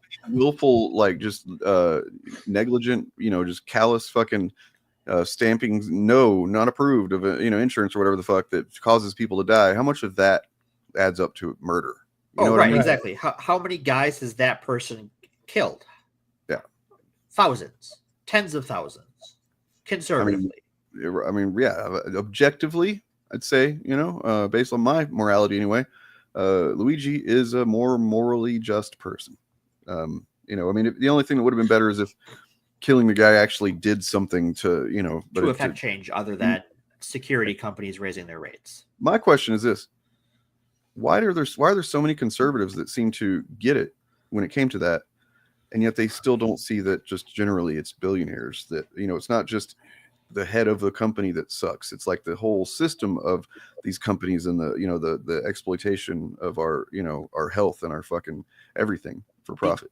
Because they're being fucked over by the same system we are. Right. Well, because part of it is that they don't exist in an ecosystem where they hear that, right? Like that murdering that CEO was a big enough story because of the manhunt and everything that it broke into their media ecosystem, and they hate those guys too. But their media ecosystem isn't going to tie that guy into all of the rest of the suffering in their life because they're financed by the rest of the people doing the stuff, causing the suffering. Yeah. But a lot of the conservatives, at least in the audience, at the level of the audience, do sympathize with Luigi. And Luigi himself, from what we know of his politics, is kind of a conservative. Yeah. And the reason they sympathize and the reason they don't have to have it intrude into their media ecosystem is because they're on the receiving end of it. They all themselves are being fucked over or have a relative who's being fucked over, and they're all pissed about it. Right. I mean, yeah, I mean, what Anarchy Hamster said is obviously true. Isn't one of the guys in the U.S. that killed people and then cited Anders Breivik? Yeah, he not charged with terrorism, even though Breivik clearly was, and he's a terrorist, and he was. Yeah, it's just fucking was, crazy. I believe, the Buffalo shooter. I mean, I get that they're different countries, so I imagine that's the justification for somebody. But like, it's pretty obvious that what he was wanting to do because he said it, and he cited a guy who also clearly said what he wanted. I think he's now described in European media as a terrorist. I don't know if he was charged as a terrorist because I'm not sure if that was a legally applicable charge at the time under the laws of that country. Right. But I've seen some European reporting afterwards that calls him a terrorist. I'm a peon, European. Everybody's a peon. Right. Sorry, I'm kind of distracted and tired. I might have to bail out here before long unless we're done talking about Daredevil and stuff at that point. But we also wanted to talk about the trans fencer, didn't we? The Jedi, the Jedi Master. Yeah, the one that John Oliver covered. I forgot about that. Yeah. So I'm gonna pause quick and blow my nose, and then I will get into that. All right. Oh no! Don't abandon us. Just how can we mourn without Morgan? To preface, based on in case anybody saw John Oliver last week, I believe, which is a good show. You should check it out. He covered this as well as, like, honestly, probably the best, just like in a few moments, like, I don't know, 20 minutes or less, segment on the absurdity of the right's, campaign against trans people. Yeah, it's very good. Very good bit of media, and John Oliver and his team did a great job, as far as I can tell. Yeah. What's funny about that episode is there's a podcast to listen to called Where There's Woke, and there was a lot of the same research points. And I really think someone that's a writer for John Oliver listens to that guy's shows. There's been a few times I'm like, wait a minute, because the person who hosts Where There's Woke hosts a few other podcasts, and there's been a few times I'm like, something will air on one of that guy's shows, and then a few weeks later it'll be on John Oliver, and I'm like, hold on. Huh. I'm very, very likely, or possible at least. Yeah. I mean, it's also just the a lot of the points that he talked about seem to be just cutting through the bullshit that the right says. I mean, it's also possible that they just both have, similarly efficient research teams or whatever. That's very true too. Because it is the very specific stuff that the right has said for years. There's a handful or maybe two handfuls of talking points and false claims and obfuscation of data and things like that. And then making claims of certainty from data that, is very minimal at this point. And doesn't say what they say it says. So, right. Yeah. Anyway. Just, I saw it simplified online, and I think it's a good way to put it, especially right now. There are more cases of measles in Texas than there are trans athletes in the country. Whoa. And which one gets news coverage? Is that true? Yeah. I don't doubt it. There are, when the NCAA said they were going to comply with Trump's order, there were 10 collegiate level athletes that were trans in the country. Yeah. I mean, there are more than 10 cases of measles in Texas. Okay. I was going to say it. I don't. So we're just going by the metric of who's registered with a sports league. Yeah. Of some sort. Because I'm sure there are many trans athletes who are not part of official teams or anything. So. Right.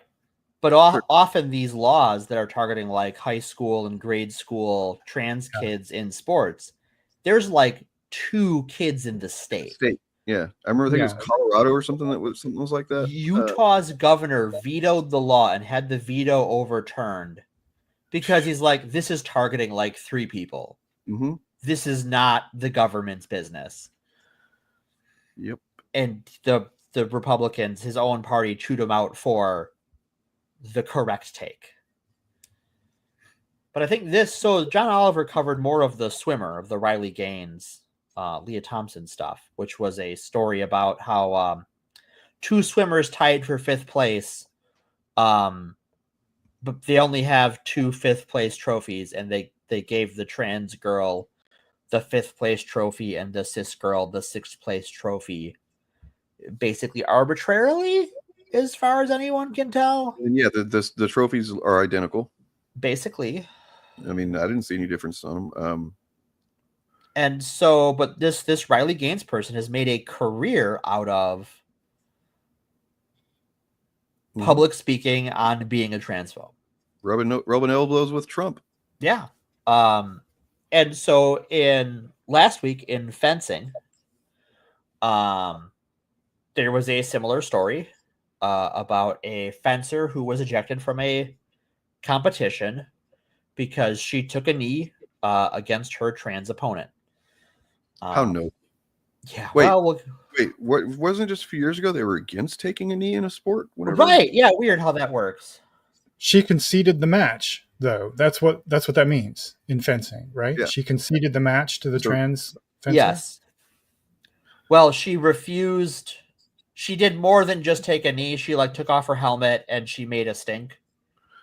I mean, look, I don't know fencing, but just based on what I can see of it, it seems like that would be one of the sports where I might not just assume that, if I'm from their fucking bigoted perspective, if I'm, fencing against somebody that's a man or whatever, and I'm a woman, I don't know. I don't see how that would be much of any advantage at all. I talked to some people I know who are involved in historical European martial arts, which is as closest to fencing as I have access to.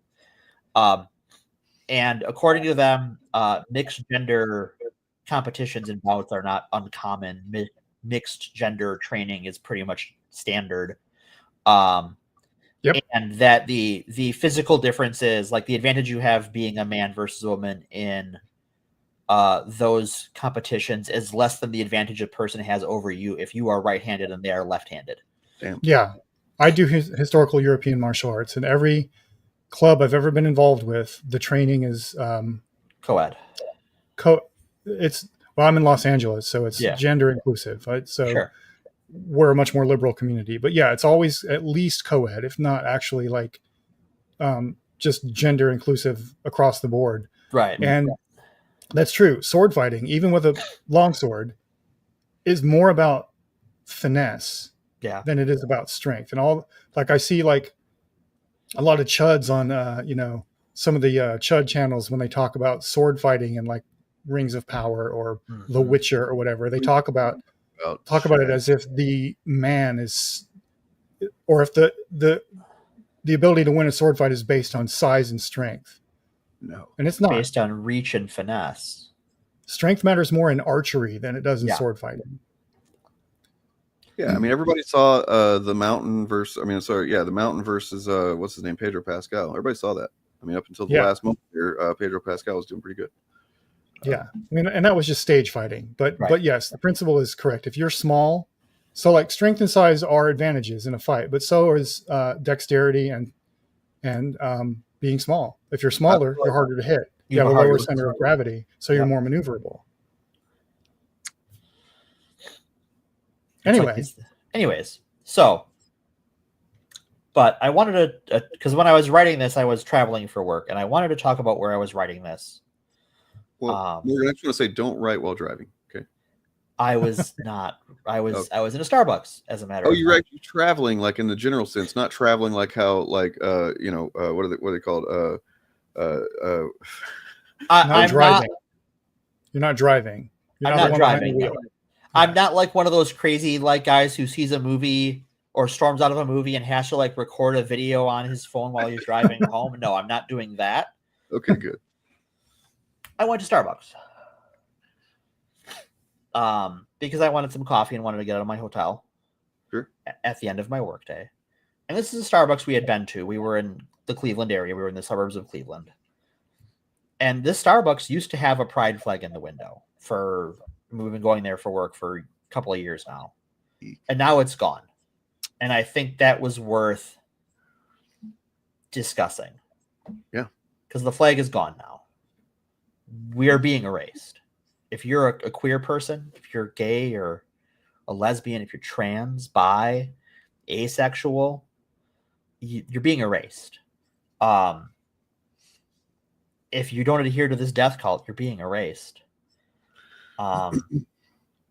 Yeah. And I want you to know that you're not alone in that. And even if we can't see you, if you could hear us, know that you're not alone. And know that you're a big reason why we do this. Yeah. It's, they like to act like, oh, everybody's gay. No, everybody's gay. It wasn't always like this. It didn't used to be this. Like, well, no, there was always plenty of gay folks and queer folks of all kinds. It got to the point where, society was just more like relaxed about it, and then even accepting to some degree. Well, they were forced to be so. Sure, right. Yeah, like it was fought for. It was fought for. And now they're pushing that back. They want to take it back to, pretend like, give the appearance of there's just, it's just like a, not even a very common thing or whatever. And it's not fun. It's kind of scary. But before we get into this, Spencer, I want to get into another trans-related story that goes back to the beginning of the year. These will tie together. As many of you remember, on January 29th, amidst all of these cuts happening in the early Trump administration, a U.S. Army helicopter crashed into an American Airlines flight over the federally owned and operated Ronald Reagan National Airport, taking 67 lives. Within a day, they had found a trans person to blame for this. But here's the problem.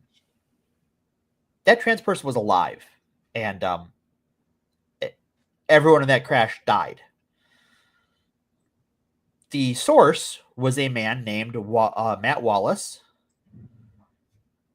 and he got his source from himself. He literally had like 2 Twitter accounts, and he cited his other Twitter account as the source that this trans army officer was responsible for the helicopter crash. Yeah. His story became the number 2 trending topic on Twitter by the 31st. And there were 90,000 posts sharing the alleged dead pilot's likeness and name on the website. All based on a story that a guy made up himself.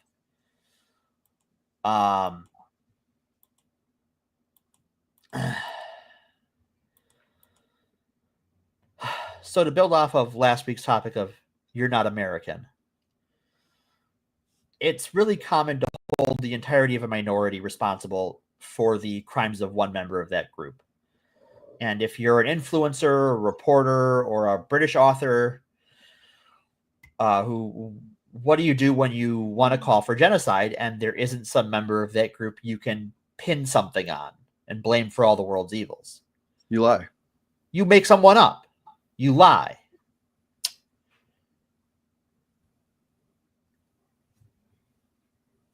And what do they do? So that brings us to fencing. So if you're not familiar with Aaron Reed, Aaron in the Morning on Substack is a trans journalist who does a lot of amazing work. I would recommend checking her out. I reported this week that a fencer named Stephanie Turner was paid 5,000 United States dollars for what they're still worth after being ejected from a fencing competition. The reason she was disqualified is she took a knee and protested against her transgender opponent. The group responsible for the prize is called XXXY Athletics. They're a private group that seeks to enforce a form of biological essentialism on sporting organizations. They, in addition to pledging the money or paying her the money, they have pledged to bring her into their leadership program, which is something we've seen done with Riley Gaines, as covered on Last Week Tonight. Same sort of organization-backed transphobe who made a stink publicly and is now paid to be a public transphobe. Well, I'll say this. At least Riley Gaines actually competed against Yeah. She got in the water and swam. So you are worse than Riley Gaines. Yeah, that's a really good point, Bob. And I want to point out, I've always wanted to point this out to people. It's tangentially related to this topic. But does anyone here know the reason why we have women's sports in the first place? Because women kept winning at sports. Yep.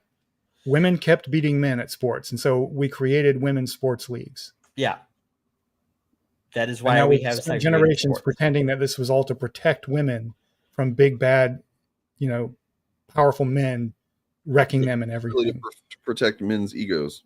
And this is why we had racially segregated sports too. Part of that was the fear that because you had all of this mythologizing about how much stronger and scarier black men were, is that they weren't to be allowed to compete in white men's sports. That would be getting I'm not going to use any of the terms they use, but you can listen to the Jackie Robinson episode and hear all about it. See, I knew that Jackie Robinson episode was going to matter. Harumph. So I never doubted. Now there's an advanced level of yellow journalism going on. Fox News was the first one to report on this story, of course, taking the transphobe side. Let's how did she know her opponent was trans? Because if you've seen a fencing match, you are wearing padded clothing, you are wearing a face mask. Mm-hmm. She was reading about her upcoming opponents in a journal of some sort. for this competition they were both in. This was a unranked competition that was catering to new and up and coming fencers. This is not like a professional or Olympic level competition. The literal amateur hour stuff.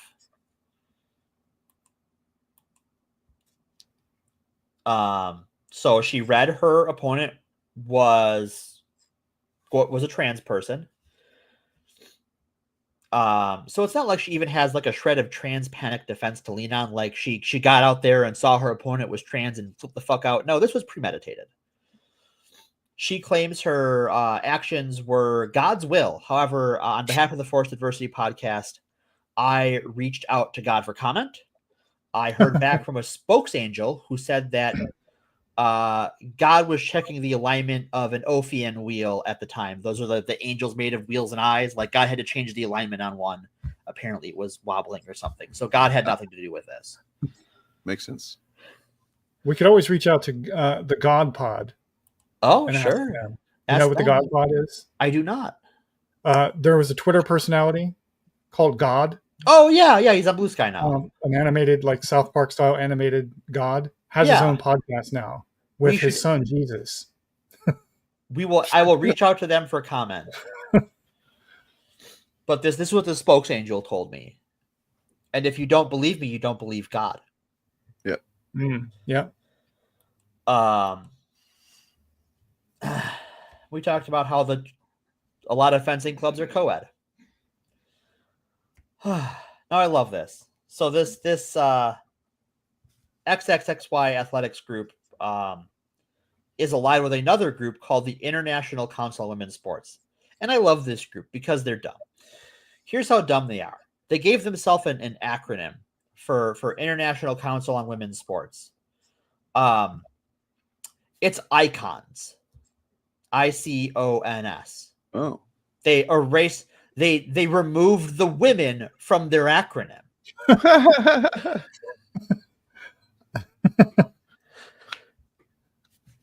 Come on, like you cannot make it this easy for me. And wouldn't you know it, these people are in line with the same Christian nationalist hate groups that make the SPLC lists and all of those lists. They have spent the last decade targeting trans people in sports and in bathrooms after the Obergefell decision legalized gay marriage in America. This is explicitly done as a wedge issue to roll back those rights and all of the other civil rights that LGBT people have fought for over the last, forever, effectively. The last forever, the human civilization, apparently. Yeah.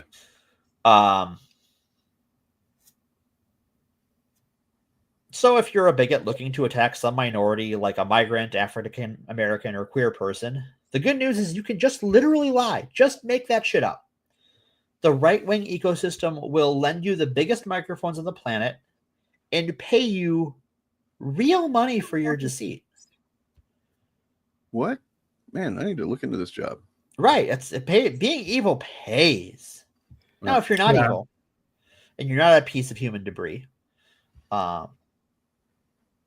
here's what I need you to do.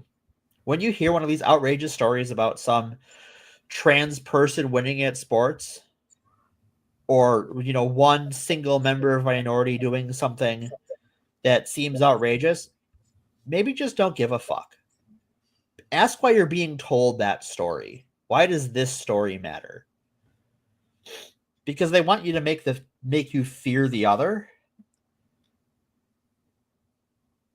And the best advice I have is just not to believe them. But why do they want to make us fear the other, Morgan? Because there's a profit motive. At the end of the day, it's profit and power.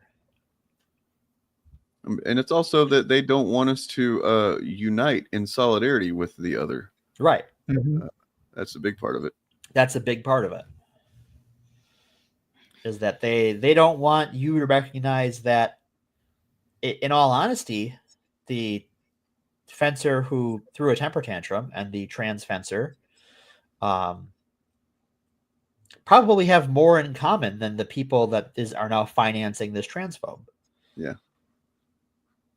but her religion wouldn't let her look past that because she's been indoctrinated and groomed to fear the other. So I wonder, did she know she was going to get the money ahead of time, or was it just a reward that they gave to her after she pulled her stunt? That is up for debate. Because the timetable on it was very quick. Because this all sort of happened over the course of a few days. It's very fishy. Yeah. And even like one of the things trying to look into this story is that, so according to, let me get her name again because my brain is Stephanie Turner, the belligerent here. She read about who her opponent was going to be in a sports journal, but no one has been able to verify what journal that was. Mm. And so that remains a hole in her story. Yeah. I mean, it's not even a conspiracy suggestion. It's just something that they are known to do. Right. Somebody could have reached out to her and said, "Hey, you're gonna be fighting a trans woman, right? Right. Well, here's the thing. Here's some money. Here's some money. Let's do this." Right. Or do this, and you will. Yeah. Yeah. What they've done is incentivize other athletes. To do this too. Right. Yeah. So yeah, this that still contributes a bribe, regardless of intention. Which does mean that makes her well.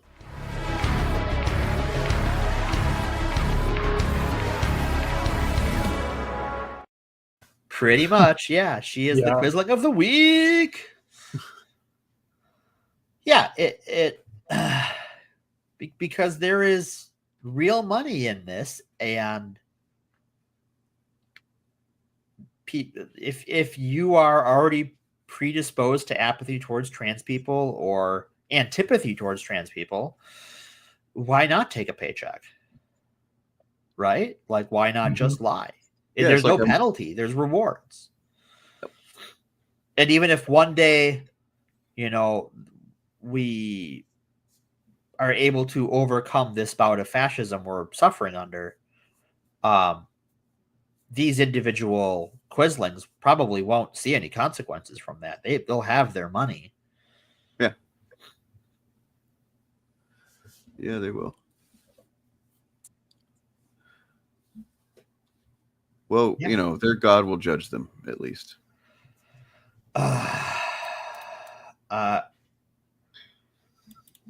Wait, I hope they have to judge themselves. I hope they have to look in the mirror and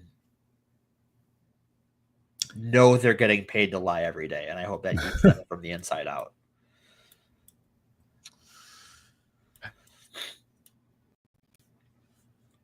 So, speaking of getting eaten from the inside out, Daredevil. Well, I was going to be, you could have gone with a more, appropriate segue there. It's like, speaking of being judged by God. Yeah. Yeah. Well, I think this week's episode was really all about Matt sort of being eaten by himself from the inside out and just slowly.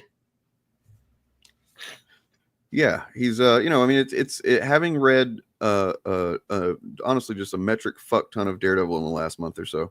Yeah, you've been reading a lot of Daredevil lately. Lots. I finished Chip Zdarsky's run. I read the whole thing. Nice.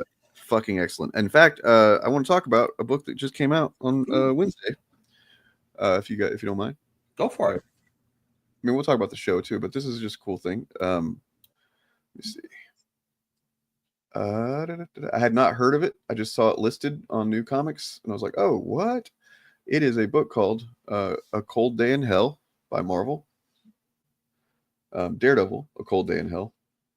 And the closest thing, I guess, to tell you what it is, just really quickly, is it's a lot like Spider-Man Reign in a way. You're know about Spider-Man Reign? That good comic, there's a sequel of it that just came out recently. But that's the radioactive cum story, right? Yeah, story with the radioactive cum, yeah. Yep. But I mean, as far as I know, there's no radioactive cum.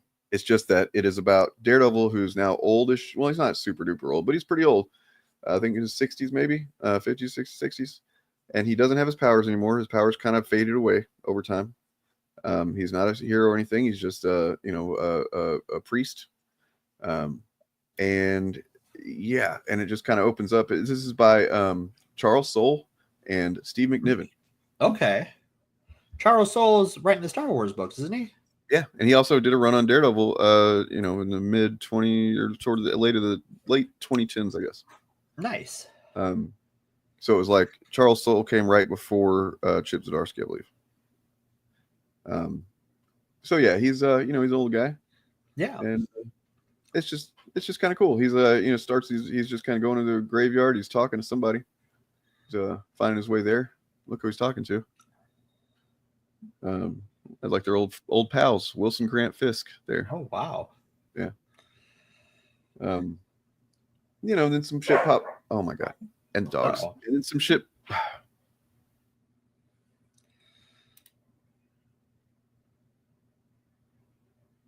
Do.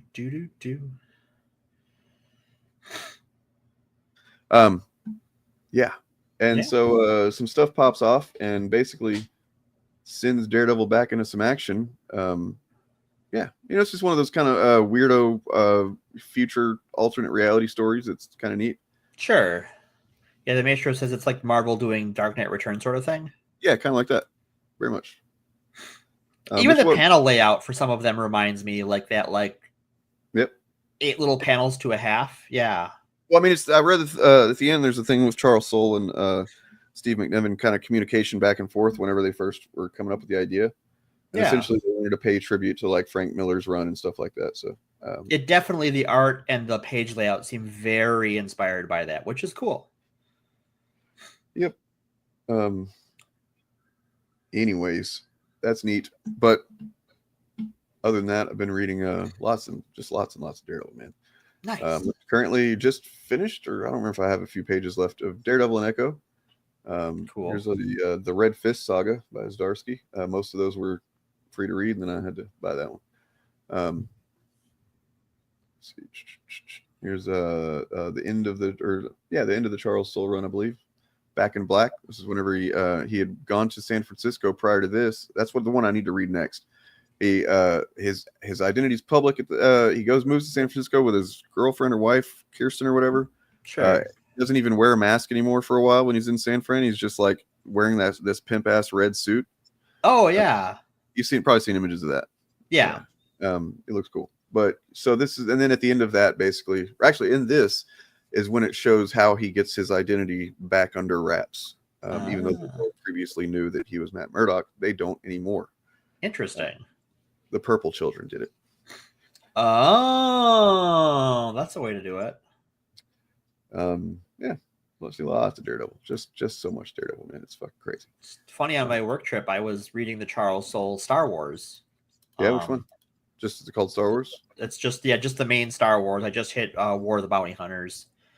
I was reading it on the planes to and from, while listening to the Dawn of the Jedi audiobook. So I was consuming both EU and canon at the same time. And you didn't explode? I didn't explode. Yeah, it turns out I am balanced in the Force. That's crazy. Correct me if I'm wrong, but aren't the Star Wars comics done by Marvel? Yes, they are. Ooh. So that means they're weird. Weird. They're pretty good. Yeah. Like, I was a big fan of the Dark Horse comics, but this has been pretty good. Like the 2020 run starts with like right after Empire Strikes Back, like they are just like flying away and trying to meet up with the Rebel fleet. And so like how Lando gets in with the rebellion and how that develops and their sort of tense relationship, and like Luke trying to figure out like what the fuck he like needs to do with himself because he's a mess after losing his hand and losing his lightsaber, and like, do I even want to be a Jedi anymore? So what's he end up deciding? I know, don't spoil it. Don't spoil it. Okay, I won't. Yeah. He actually gets another lightsaber, which is cool. He gets a yellow lightsaber in the book that he finds. So there was Does one. he Does anybody clone him from his hand? I hope so. I hope we're getting Luuk. Yeah, what Luuk. Luuk going Luuk. in? Deal. Give me some what are they called? The fucking what were those aliens called? Lushan Vogue or whatever. Yuuzhan Vong? Oh god, yeah. Them, give me 50. That's when I checked. That is when I checked out of the EU. I was like, "Fuck you." You and a lot of people. But when they dropped a moon on Chewie? Yeah, that's before that. Just like the whole the concept, I thought was like, let's bring in these creatures that nullify everything that makes Star Wars interesting. Right.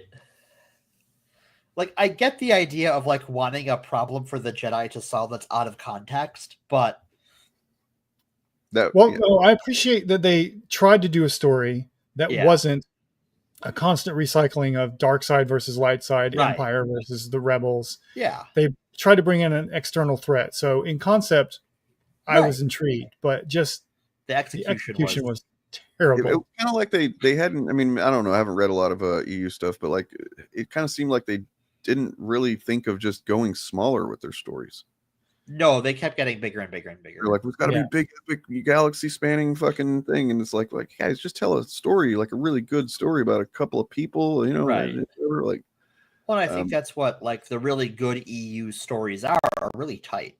Like there's some of those stories in the EU, but they're not usually about the main characters that we know from the movies. They're for like side characters or completely new characters. They have to be galaxy wide, you know, epic shit, right? Thoughts? I'm gonna pull this up. Thoughts on Mara Jade? I love Mara Jade. Never bring her into canon. Agreed. I felt the same way about Admiral Thrawn. Yeah, amazing character who should never have been brought into the main canon. Like I didn't mind. So like when the Thrawn, because Timothy Zahn did 3 new Thrawn books in canon, and they are from his like early career as an Imperial officer, and those books weren't bad. But like him and Rebels and him and Ahsoka, I'm just like, oh no, this was a mistake. I mean, I did not like that they chose the voice actor to portray him because he was not what I would have hoped. I didn't either. Like his voice is fine. His voice is, I like his voice for Thrawn, but as a physical actor, he is not imposing or threatening or frightening in any way. Like every scene he was in with who was the Dark Jedi, Ray Stevens? Yeah, Ray Stevens' character, yeah. Yeah. Like Ray Stevenson, like overwhelmed every scene he was in with that guy. He was like, if I was in that room, I'd be more scared of Ray Stevens' character than I would be of Admiral Thrawn. Right. And it shouldn't be that way. No. The actor was just not physically imposing in any way. And that's hard because like Thrawn is not supposed to be a big guy. No, you don't have to be big. But he didn't, the actor did not physically project menace. No, he didn't. You know? So, back to Daredevil. So, I mean, he was getting out of, I mean, it's out of hand. Their obsession with one another is out of hand. Out of hand, right. Oh, yeah. They're Fisk's whole, like, we need to stop the vigilantes thing is because of Matt. Like, is because he hates Matt. Right. It's because, you know, it's a pride thing, but it's also just a Matt thing. Right. That he couldn't beat him with all of the power that he'd amassed over 10 years, all of his, you know, kingpin shit. He couldn't fucking beat him. Daredevil still fucking got him. But what can you do? Well, he can get a different kind of power. He can go higher and something where he's got, you know, real power. Yeah. And Matt could easily return to vigilantism without calling himself Daredevil. He could have gotten a new costume and avoided a lot of this, but he can't. You made a good point. Let me show you how good of a point it is. So in Chip Zdarsky's run, it opens with Matt accident. It's, you know, similar thing here. They did it with Bullseye in this case, though, where he didn't actually kill him, but he essentially tried to. You know, he was not giving a fuck. He just casually tossed Bullseye off the fucking building, and it's, you know, only by the grace of Satan that Bullseye didn't die. Nice. You know what I mean? But in the comics, what happens is he's you know, after Charles Soule's run, he gets close to death in that run. At the end of it, he's out of commission for quite a while, and then Zdarsky's run is he's just getting back on the streets. He's out of shape, out of practice, and he comes up against some muggers or some liquor store robbers or whatever. Just 3 guys, and he's kind of getting his ass kicked for a minute, and he's like, "What? This is ridiculous." You know, Daredevil's getting his ass kicked by 3 regular ass Joes, and he kind of lashes out in anger and knocks this one dude into a wall and kills him. Oops.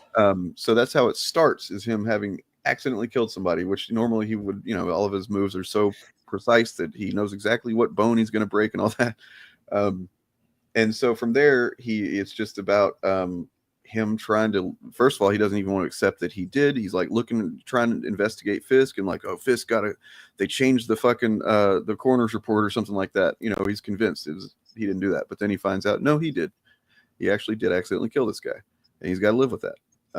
Yeah. But anyway, but what he's doing for a while is, because Daredevil's wanted for murder, he's just not dressing as Daredevil. Sure. He's, we've seen Matt do this in the show before too, but yeah, there's just some Marco, was it Marco Cichetti? I forget his last name, but he currently does Ultimate Spider-Man as well. Oh, okay, that artist, yeah. He's so fucking good, man. He's so good. I'm gonna show you a couple of shots from this real quick, just because it's so fucking good. So yeah, he's not going to give up being helping whenever there's an opportunity, and because he's Daredevil, he hears people needing help all the time. Right. And so what happens is he ends up in situations where he's like in his suit or in a like a button-down shirt and slacks and stuff, and has to kind of wing it, I guess. There's actually some really cool stuff with Spider-Man in this, where they're good buddies, Daredevil and Spider-Man. And at one point they both knew each other's secret identity. At this point now they don't, because they both did some stuff to make it everybody forget. But they're still good friends. They have a lot in common, obviously. Sure. And then but at this point, like whenever he's after Daredevil kills this guy, and then Spider-Man comes along to him and he's like, hey man, it's time to quit. You're done. He like gets kind of forceful with him. It's kind of crazy. Wow. Because Daredevil's like in his inner monologue, he's like, I don't even know if I can beat this guy. He's pure power. He doesn't even know how powerful he is. Mm-hmm. You know what I mean? It's pretty cool. And nonetheless, let me find one of these shots of him just in a shirt with some pants, and then like his Daredevil mask or whatever, because it's fucking cool. Well, for the most part, he's just like wrapping a shirt around his head, around his eyes. Sure. But then whenever he finally does eventually pick up the mantle again, which is kind of on the fly, because actually people in Hell's Kitchen start wearing Daredevil masks to help to save people. Oh, that's cool. Yeah, they're like, they recognize him here. This is also whenever Elektra starts eventually being Daredevil. That would be a cool element to bring into the show, I think. Yeah, for sure. Oh, I want to show you this scene, because holy shit. So you got right here, I call it a scene, but you got Fisk, and he's mayor. That's Mayor Fisk, yeah. Mayor Fisk, he's not really running the underworld. In fact, he's telling them in this meeting here that he is done. Right. He's not doing it. He's basically saying, you still got to pay me or what you owe me, but now this lady, I forget her name, the Libris, is now, he's claiming she's the head of the organized crime. She's the queen pin. Hammerhead, kind of takes some issue with that. It's like, oh man, what the fuck? What are you talking about? Izzy Libris fucking shot me in the head. Yeah, maybe I took control of the kitchen during the gang war, but someone had to. Like, anyone was going to listen to Grandma over. She will fuck him up. Oh no, he fucks him up. Yeah, he fucks him up bad. But then right after this is just one of the coolest things. So what's going on right here in the book is that Matt is about to leave New York with Elektra to go to this island to become the queen and king of the Fist, which is prophesied to either be, there's two different kind of competing prophecies about what it actually is supposed to be. It's either the organization that's supposed to destroy the hand, or let me turn my camera for this. It's a organization that goes with the hand, right? And so Elektra's convinced him that they're supposed to do this. It's their fate or whatever. And so they eventually go to this island. They bring a bunch of people that former criminals or current criminals, really break some criminals out of prison, in order to train them, become the fist, and take down the hand and redeem them.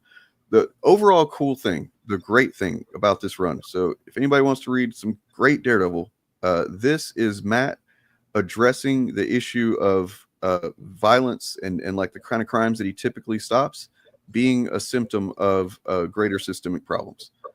There's two villains introduced in this run, in Zdarsky's run. They're called the Stromwinds. It's just a man and a woman who are brother and sister, billionaires. Oh, they don't yeah, have that's powers. They don't have to wear a costume. They're just the Stromwinds, and they fucking own Fisk. They're the one that helped, get him into power. right. You know what I mean? So it's fucking brilliant. And like, so this is right before Matt's about to leave, and so in order to kind of take care of stuff that while he's gone, he wants to put the fear into Fisk and all these other people. Sure. Suddenly, after this moment, holy shit, Fisk just smashing him. Ooh, yeah, Fisk don't play. But then, a moment later, wow, the wall fucking explodes behind them. I hate it when that happens. I'm having a meeting. Old Kingpin, new Kingpin. I'll topple them all. Damn. There's Daredevil. And then, I'm here to let all of you know that I'm listening. I'm watching. And even from prison, because, I'm sorry, I was mistaken. At this point, he's thinking he's probably going to go to prison because he eventually decides, I did kill this guy. I need to go down for that. Who am I to say that I can't, that I shouldn't be brought to justice for that. So, but before he has his court date, he's going to handle some shit, even from prison. I'm going to make your lives hell. Nice. And they're like, what are you going to do? But it's not just me. Spider-Man. Yeah. It's just a fucking baller move, man. So my thought when you said that like Daredevil was going without the costume, my first thought was that Spider-Man lent him the bag from the bombastic bag man. It's just fucking Matt Murdock in a paper bag. So let's talk about the show. Let's talk about the show. Because this is just spoiling comics that I want to read. So stop it. There's so much to this run that's amazing. There's so much more you can discover. Read it. All right. Yeah.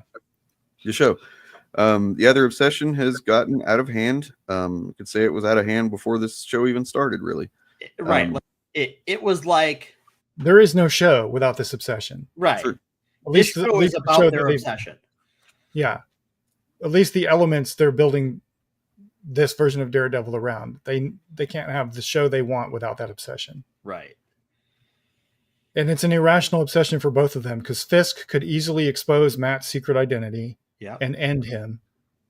And Matt could avoid Fisk's wrath entirely by never being Daredevil again or by never being a vigilante again, or by like being a different vigilante with a different identity. They're both so invested in this toxic obsession with each other that they have to keep trying to one up each other. And that they miss things that are being done to hurt them by other people because they're hyper fixated. Yeah. Well, that's why. Let's address them one at a time first, and then we can address their clash. Sure. So Fisk, it made us believe for a good bit of this season, or at least tried to make us believe that he really changed quite a bit. That he was no longer the violent fucking psychopath that just lashes out at anybody that crosses him.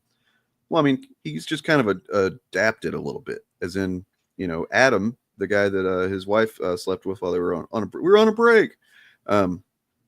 Friends. I don't know. Yeah. He's been keeping him in a cage. Mm-hmm.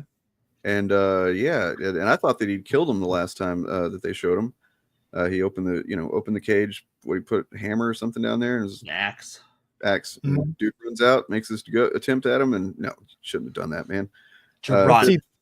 See, in Fisk's brain, this is evidence that he has changed for the better, because before he would have just murked that guy, right, and not said anything. But this time he left it up to Vanessa. The reveal of him having him in that cage was fucking awesome too. Yeah. But so this is one of those that like, is Fisk a better person? Maybe, but is better the same as good? No.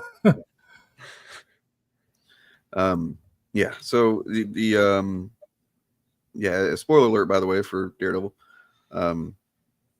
Vanessa makes a pretty surprising move. So what's interesting in the comics is Vanessa is not a bad guy. She's not a villain. She does become one, actually. She's in the does she? Brubaker era, yeah. Oh, Eventually, okay. Once Fisk is just kind of Daredevil takes him down one too many times or whatever, and then she eventually she's had enough. Yeah, and she gets mad enough at their son that they have together, who basically just is a weakling and doesn't live up to anything that neither one of them want, and she ends up killing him. Her own son. And that kind of sends her over the edge. She ends up pulling a bunch of strings to make Daredevil's life hell and shit like that. So right. Okay, that's cool. So she's dying. That's why she's like dying. She's like, you know what? I'm gonna fucking do what I can to fuck you over. Right. This is the end of Brubaker era, whenever his identity was first becoming public. Like it was kind of a slow thing where like some people knew, and then a few people were it was gossip about maybe he's Matt Murdock kind of thing. Anyway, but yeah. Well, I wasn't surprised that Vanessa in the show killed that guy. No, because the show has been running parallel relationship tracks for Fisk and Matt, and as Matt's relationship falls apart, Fisk is becoming what he wants it to be. So I knew, like, it's not a coincidence that in the same episode, Fisk got back with Vanessa at Vanessa's agency, and Matt is basically losing his girlfriend now. Right. Yeah. Well, and I think that the show, he's pushing her away, to be clear. At the start of the show, she's the kingpin. Yeah. Like we see her in the room with all the gang leaders, and they're all answering to her. And part of her character is that like she's not particularly happy about being displaced from that role. Like she's mad at Wilson for just fucking off, but also like she got a taste of the power. Mm-hmm. Yeah. Yeah, I mean, what's cool is that I'm surprised no Chuds have mentioned this. Maybe they have, but like she actually is a better kingpin than he is. Oh, very much so. Less violence. The money's way up. You know what I mean? Like the red line go up. It's yeah. So I think we find out this episode that she made one tactical error, and it just that bill's going to come due. Yeah. Yeah, so it turns out, as Matt figures out right at the last minute, kind of, that it was not Wilson that ordered Bullseye to kill Foggy, or whatever. I don't know exactly what the orders were. I guess it was just to kill Foggy. Yeah. Otherwise, it might have killed Karen too. It was to kill Foggy and the witness. Right. Yeah. So it was actually Vanessa. Yeah. And now that came back to to haunt Matt. Right. Mostly, yeah. And like you could see like when at the party when he confronts her in the dance, you can see that she has realized that she has fucked up on a like cosmic scale. Yeah. Mm-hmm. I found it really interesting that Matt jumped in front of the bullet that was meant for Fisk. So that was I was going to ask a question of if he had not figured out what he did just a few moments before that, would he have still jumped in front of that bullet? Yeah, that's what I was wondering too. Because that's not the person he wants revenge on anymore. Right. It's now Vanessa. It's the wrong person. I don't think that's the interesting thing after reading so much Daredevil is he's definitely a flawed guy. He's definitely not always the guy that's like, I'm going to stick to my, morals and no killing and stuff. There's plenty of times when he's like, I just have to kill Fisk. I just have to kill him. You know what I mean? And then ends up, not doing it or whatever. But like, would he have just said, you know what? Fuck it. Let that bullet hit him. If he still thought it was him. Right. I think that like he would have. It's a coin toss, right? That like there's a significant chance he wouldn't have taken the bullet for him. Yeah. Versus like he has realized that all of his animus towards Fisk since the beginning of the season has been misplaced. Yeah. Mm-hmm. Not all of it, because I mean there's the whole just anti-vigilante thing that kind of that's true. Yeah, it's also like this version of Matt in this show, I think would have anyway, because a big motivation for him is guilt over having tried to kill Bullseye. Bullseye, right. That's why he stopped being Daredevil. So he's now in even if he still thought Fisk was the guilty party. He's in the same situation now, and he can make a different choice. Right. So I think he probably would have saved him anyway. Yeah, it's good. I mean, that's sort of why I was saying I think it's a coin toss. Like I think that he does not want to be a killer, and he feels guilt about wanting to kill Bullseye. You can see that in his interaction with Bullseye, which very much foreshadow. Also a very practical guy too. So that's the thing, is like that utilitarian mindset rubs up against his faith and his morality quite a bit. Right. Like if I just kill Fisk or let him die, look, that's gonna, and I honestly had the same thoughts about certain things before. So that's why Daredevil's cool. Like I think that's the difference between Matt and Fisk. Yeah. Is I think that if Fisk were aware someone he hated was going to get shot, he would let him get shot. We put this back up on screen because it seems appropriate. Where Daredevil will take the shot, will take the bullet. Yeah.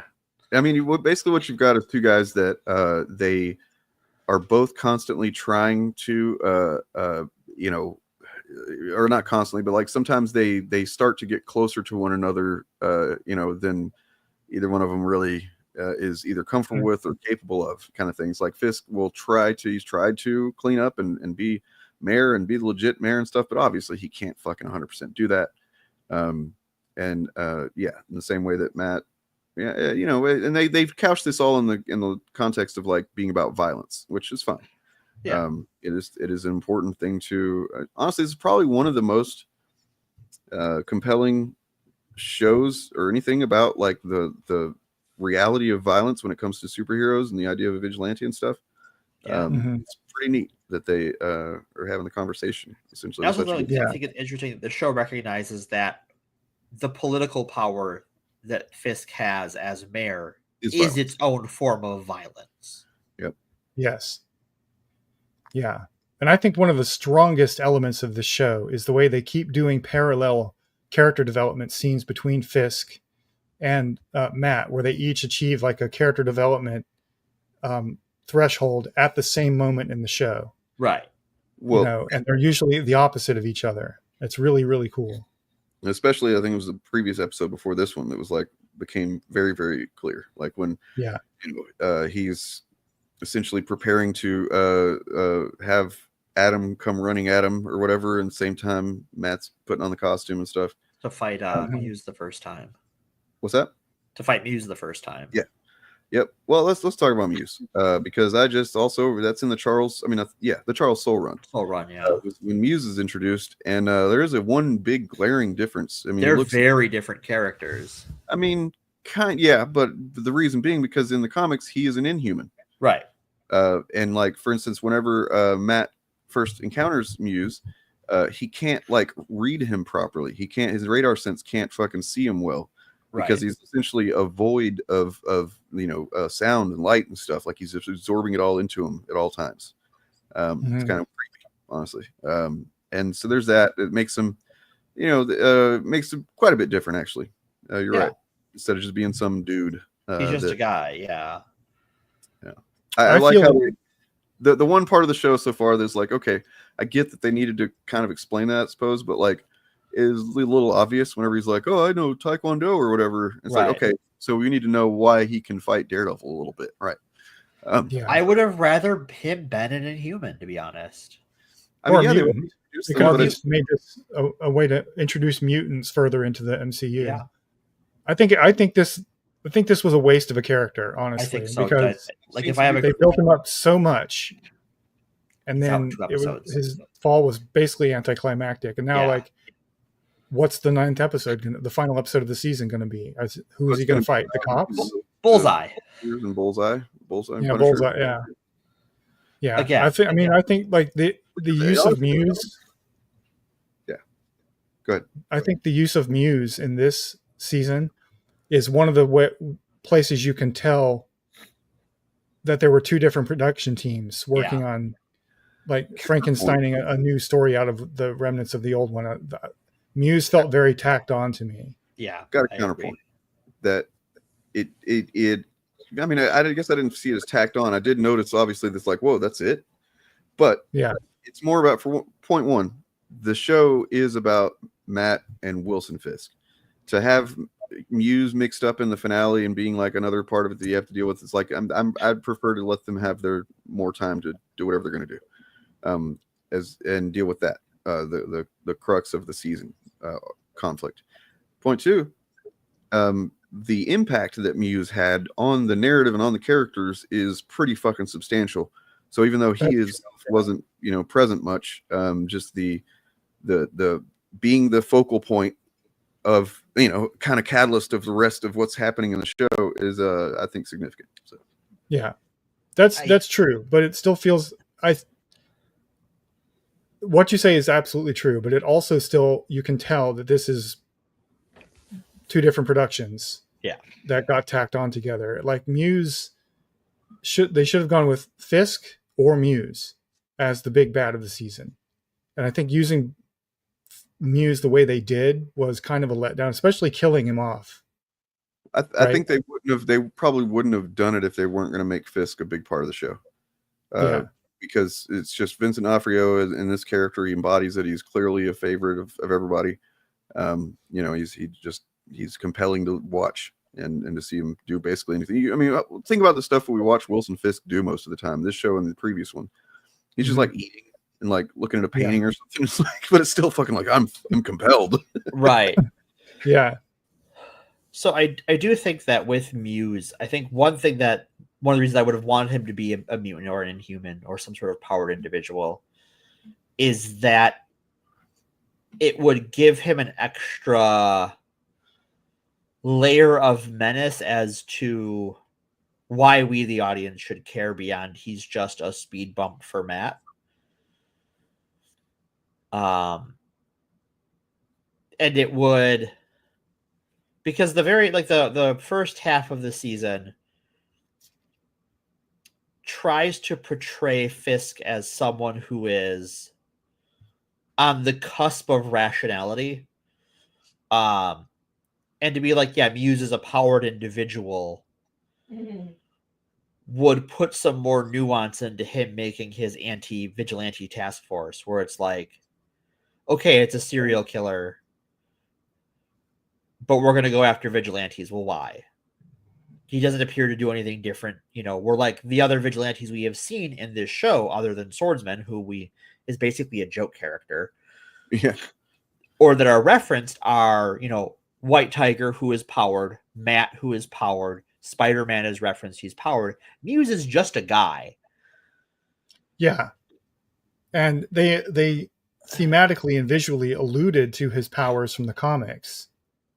They implied that this was part of his character in the show, but then it turned out not to be. So I think that I'm sorry, but in a New York City filled with this many powered superheroes, there's no way this guy would have killed 60-something people before anyone noticed, unless he had some way of avoiding detection. To this point, where was it at? No, because so what happened in the comics and could easily happen in the movies or the show MCU rather as well is that if you propose the idea that this blind lawyer could be Daredevil, first everybody's reaction is gonna be like, "What, the blind lawyer?" But then you go, "Wait, but there is a guy that's like a Spider-Man and there's fucking the Hulk and like so." I mean, it's not really that crazy. And that's exactly what the logic is. And there, like, not only is there a Spider-Man and a Hulk, there's a Hulk at law. Yeah, there's a Hulk lawyer. There's a Hulk lawyer. That's a thing that exists in this world. And she's a known associate of who? Wait for it. The Daredevil. Yeah, Muse is pretty fucking creepy in the comic, honestly. I mean, to be honest, he doesn't last that long once they catch up with him in the comics. So there's he's killed like over 100 something in the comics. Or there's been 100 so kidnappings, it seems like. He's not. He's a serial killer, but he also doesn't kill every one of his victims because I don't want to spoil it, but there's a reason. There's quite a few rescues at the end of it. Yeah, but they built the story. That story builds in a reason why he's been so hard to track. Why no one noticed, or very few people noticed that anything was going on. And in the show, he's just a guy. And even in the real world, he would have been caught most likely before he killed 60-something people. So I was hoping they gave some kind of powered explanation for why Right. he didn't get caught, and they didn't offer us that. And he feels like a significant enough character that he deserves his own run in the show as the villain of the season or something. Or even just the villain of the first, that middle third. Yeah. Because I think the cops are the villain of the first third, pretty uniformly. I don't know that the relationship needed to be really developed there. Yeah. That's just a therapist and a that's the relationship that it seemed like, to me, that what he wanted was somebody that he could, another person to obviously use for his art, but somebody he could actually spill his guts to. Right. So he wanted to be able to talk about himself, and to somebody that would kind of, I don't know what he thought, but he's crazy. Well, especially because she was the one who wrote a book on masked vigilantes. Yeah, and it is kind of interesting that I don't know how Matt just can't just recognize, this relationship's over now that she just hates Daredevil, right? How are you going to stay with her? Well, and I think because part of that is that in Matt's mind, he saved her. He doesn't think of him. He's not there's those interpretations of Batman where Batman thinks of himself as Batman and Bruce Wayne is just a character he plays. I don't know that I buy that interpretation of the character, but that's out there. Matt Murdock thinks that he saved her and that he is Daredevil. So how could she hate Daredevil? But he also knows he can't tell her he's Daredevil. I mean, yeah, good point. But man, he was creepy in the comics. Look at that shit. Ugh. Yeah, he's a creepy looking character, and that's why I think he was underutilized. And I think part of the way that you could have made less is more would have been oh yeah, the reason we can't find him is he has some sort of power shenanigans going on, that he has some sort of perception based ability. I really hope that maybe it'd be cool if they introduce Blind Spot next season. That would be cool. I doubt they will, but he's a good character. He's a good dynamic. It's cool to see Daredevil in a teacher role like that, but yeah. So what do we think is happening next week or this week, Tuesday? I think it's mostly going to center on the corrupt cops. There's probably going to be a big set piece fight between Matt and the dirty cops leading up to a confrontation with Fisk. God, I hope so. I hope Daredevil. Maybe the Punisher will be involved. Maybe not. Maybe not. I don't know for sure. I haven't seen any leaks or anything implying that. I just think that would be cool. I think we're going to see the anti-vigilante task force get laid out by Bullseye. Hey, look, it's you're broken guys right twice a day. I saw some fucking YouTube thumbnail or video listing that was what was Bullseye's motivation for this? It's are you fucking kidding me? He's a goddamn psychopath. He's never needed a motivation other than he's fucking insane. So, okay, here, I can explain his motivation. It's really quite simple, actually. So, when we see him in solitary, he is clearly very comfortable being in solitary. He does not want to leave solitary. He is being forced to, and the paperwork is signed by the mayor, which I'm not sure how a mayor signs that paperwork for a federal prisoner, but regardless. Yeah. Well, he was put, Fisk tried to kill him by putting him in Gen Pop because in the show, Bullseye is a former federal agent. Right. So he's a cop in the eyes of all the inmates there. Right. And so he wants revenge on Fisk. And so that is his motivation. And he wants to get Matt's help on that. And Matt is like, fuck you, you killed my best friend. But also, he's smart enough to do anything to get out, which is why he antagonizes Matt, to get Matt to slap him around so that he can have something to use to escape, because he's Bullseye. It doesn't take much for him.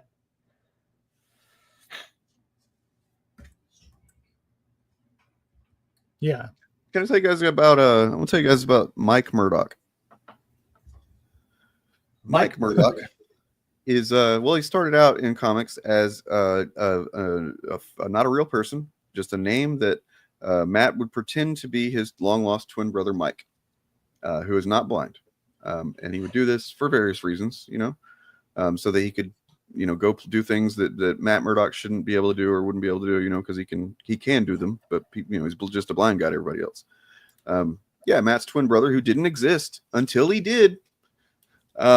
Because at some point in the past, there was some shenanigans involving some kind of reality thing, and now suddenly Mike Murdock is a guy that does exist, except he's not actually Matt's brother. He's just kind of like, it's this weird situation. Matt doesn't have any memories of him or anything, and he doesn't have any memories because he's not a real person. He didn't have a childhood. He's just a guy that started existing one day, right? Yeah.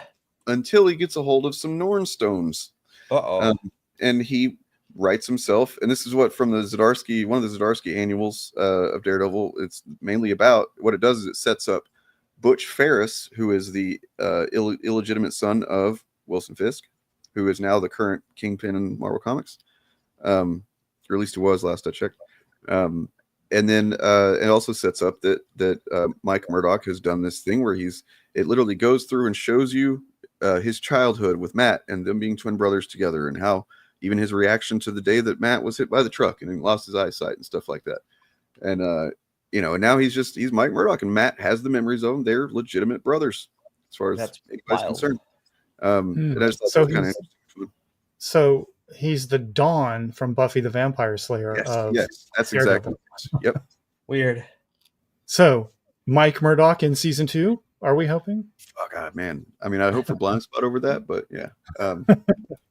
See, here's him experiencing the memories after he did the wish with the stone thing, and now he's like experiencing all his memories for the first time. Oh, my brother, he's got hit by the truck. He's blind now. he grows into a grifter. Like Daredevil literally is like, "You're just a grifter, Mike." It's fucking funny. But yeah, So yeah, Daredevil. As someone who I very publicly was not enthused about the early teasers for this season, I've been very satisfied with what we actually got. I think it's probably. I have to confess, some of the pre-release Chud talking points landed with me without me realizing it. Oh. I was like, now that the show's good, I was like, oh, this show's good. But I realized in retrospect that my low expectations of the show, a lot of them were similar to what I'd been hearing on Chud channels about how, it's a train wreck and creative mess, blah, all the shit they said about it. Like, I should have known better. I should have known that these people are professionals. Most of the time they know what they're doing. And there's been many, many other productions where they brought in an entirely new creative team in the middle of production, and it turned out fine or great. Rogue One is a great example of that. So I shouldn't have been as skeptical as I was. I think for me, what it was is I really hadn't been following it or following what anyone was saying about it. But when I saw the first trailer, I'm like, oh, okay, so this is just season 4 of Daredevil. This isn't anything new. We're not trying anything. We're just going to hit the rehash button. And this one has something to say. Yeah, and it has something to say. Yeah. And it's definitely, I would say, certainly an improvement over season 2 of the original series, and probably even season 3, but still doing its own thing. Thanks, Michael. Michael says this channel does great work. A good way to support the channel is by clicking on the thumbs up button. It goes a long way to helping grow the channel. That applies to every channel you're watching this on. Every channel you're watching this on. We are all over. And every channel in the description box. In the down. Yes, that too. Yep. We have good times, but we do it for you and also for ourselves. I want to talk about Echo. Jaybird mentions that they really liked Echo, but the people didn't like Echo that much. I rewatched it before watching this, and I had a really fun time again. I really liked the world, like the setting and the story of Echo. I just don't like her. Well, I thought it was a weird choice to do the filming things that they did while the actress was pregnant. Oh, I didn't know that. Yeah. Well, I mean, she must have already been pregnant, right? And they just decided not to change the plan, right? Yeah, I felt that was a kind of a weird choice, but because normally, or not normally, I don't know how normal it is, but often productions will work around an actress's pregnancy. Right. And this one didn't, and I couldn't figure out why. Because she wasn't pregnant in the show. No. Like the character is not pregnant, but the actress very visibly is pregnant. And you can, if you knew that going in, you can see all the camera tricks and all the costuming things they did to try to hide that. Oh. That has nothing, that's not a reflection on the quality of the story or the acting or anything. It was just kind of strange to me. Yeah. Like, I think it's interesting. Like, her character, as sort of as an anti-hero, is kind of the least compelling character in the show. Yeah. Like, I like her character well enough, but she's kind of like, I like the rest of her family. I like, Fisk and that. Well, that's often the case with the protagonist of a story. Yeah. That's very true. Just before we go, I did finally find a picture that I wanted to share here. So in the Zdarsky run, there's a point when the Stromwyns pissed off because Daredevil and Elektra stole $3 billion from them. And this is before he's actually put his mask on yet. He's still kind of running around, just tying a shirt around his head. Before he's, but he basically at this point is when he decides to turn himself in after kind of working through the process and accepting that he did fucking kill a guy. And so, but then the Stromwyns send in a group of supervillains like, there's Bullet, and then Crossbones and a few others. Rhino, Bullseye shows up to kind of just wreck Hell's Kitchen so that they can, just punish Daredevil and Fisk actually. So you got just regular Joes wearing Daredevil masks out there fighting. Nice. He's not wearing it, but everybody else is. But then this guy wearing a Daredevil mask dies in his arms. Oh wow. Oof. Fuck. God damn. Here's your lifelong dosage of Catholic guilt, sir. Yeah. As if you didn't have enough. Here's some more. But he realizes I have to do this. This is what I'm supposed to do, right? Yeah. And I love this look. I fucking love the art for one thing, but I love the look. That's a cool look. Here's Lester. Bullseye shows up. He's like, oh, another one of those fake Daredevils. He's like, nope, just Daredevil. That's just a Daredevil. And then he, the next page, what happens? He clocks him in the face with a billy club. So, I cannot sing the praises of this enough. Is honestly like, I told my girlfriend, it's kind of the same vibe of, or how like reading the Krakoa X-Men era, was like, I can't believe this is so good. It's using so much of everything familiar and known and previously established, but also doing really amazing stuff to push it forward. It's just like that, except, nothing like it in terms of the actual material, but the same kind of, I'm fucking, modern comics are amazing sometimes, man. Like, you got a lot of talented creators that are building on what has come before them, and they're doing it very well in some cases. Yeah, so much of modern comic storytelling with the big two is better, in my opinion anyway, is better than like the Silver Age. And I just like all the stuff I read as a kid that I loved as a kid. When I read it now, I'm like, what? Right. What was I thinking? And I read like the stuff they're writing now. It's incredible. And it's incredible. Yes, Devil's Reign is included in this this whole era, this point. It definitely inspired the show as far as like the ban on vigilantes. And then as far as Tron Ares, I didn't even know that was happening really. Maybe I did at some point at some level, but I saw the trailer. I clicked there. It looked fucking phenomenal. The fucking Nine Inch Nails soundtrack kicks in. I'm like, holy shit, this looks cool. Then it fucking shows who's in it. Yep. God damn it. Damn it. Fuck. Who's in it? Jared Leto. Oh, fuck that. I'm not paying, I'm not paying a cent to see that. No. Right. But like, yeah, exactly. See, I bet that's going to be a lot of people, right? Yeah, fuck it. No, pass. Legitimately, I was fucking hyped. I was legitimately letting myself get super hyped, and then it just shows him, and I'm like, all the fucking energy left in my body. Thunderbolts. I'm looking forward to. Yeah. Hoping it's got more than in store than what it's showing us. I think it does. Yeah, I have a suspicion it's going to. The asterisk in the title, I think, is way more significant than they're letting on. I hope so. I've been saying it since they first put it on there. Like, there's something there. It's going to be like. I think it's going to be like a really mind bending kind of a weird story. I think probably what it's going to end up being is either the New Avengers or the Dark Avengers. And I imagine it'll be the New Avengers because Dark Avengers is more of a meta name that you call them, but New Avengers will probably be what they get called. Well, I think the fan take I've seen that I hope is true is that it's going to end up being a story that takes place entirely in Sentry's mind. Oh. And only at the end does he emerge into the actual MCU.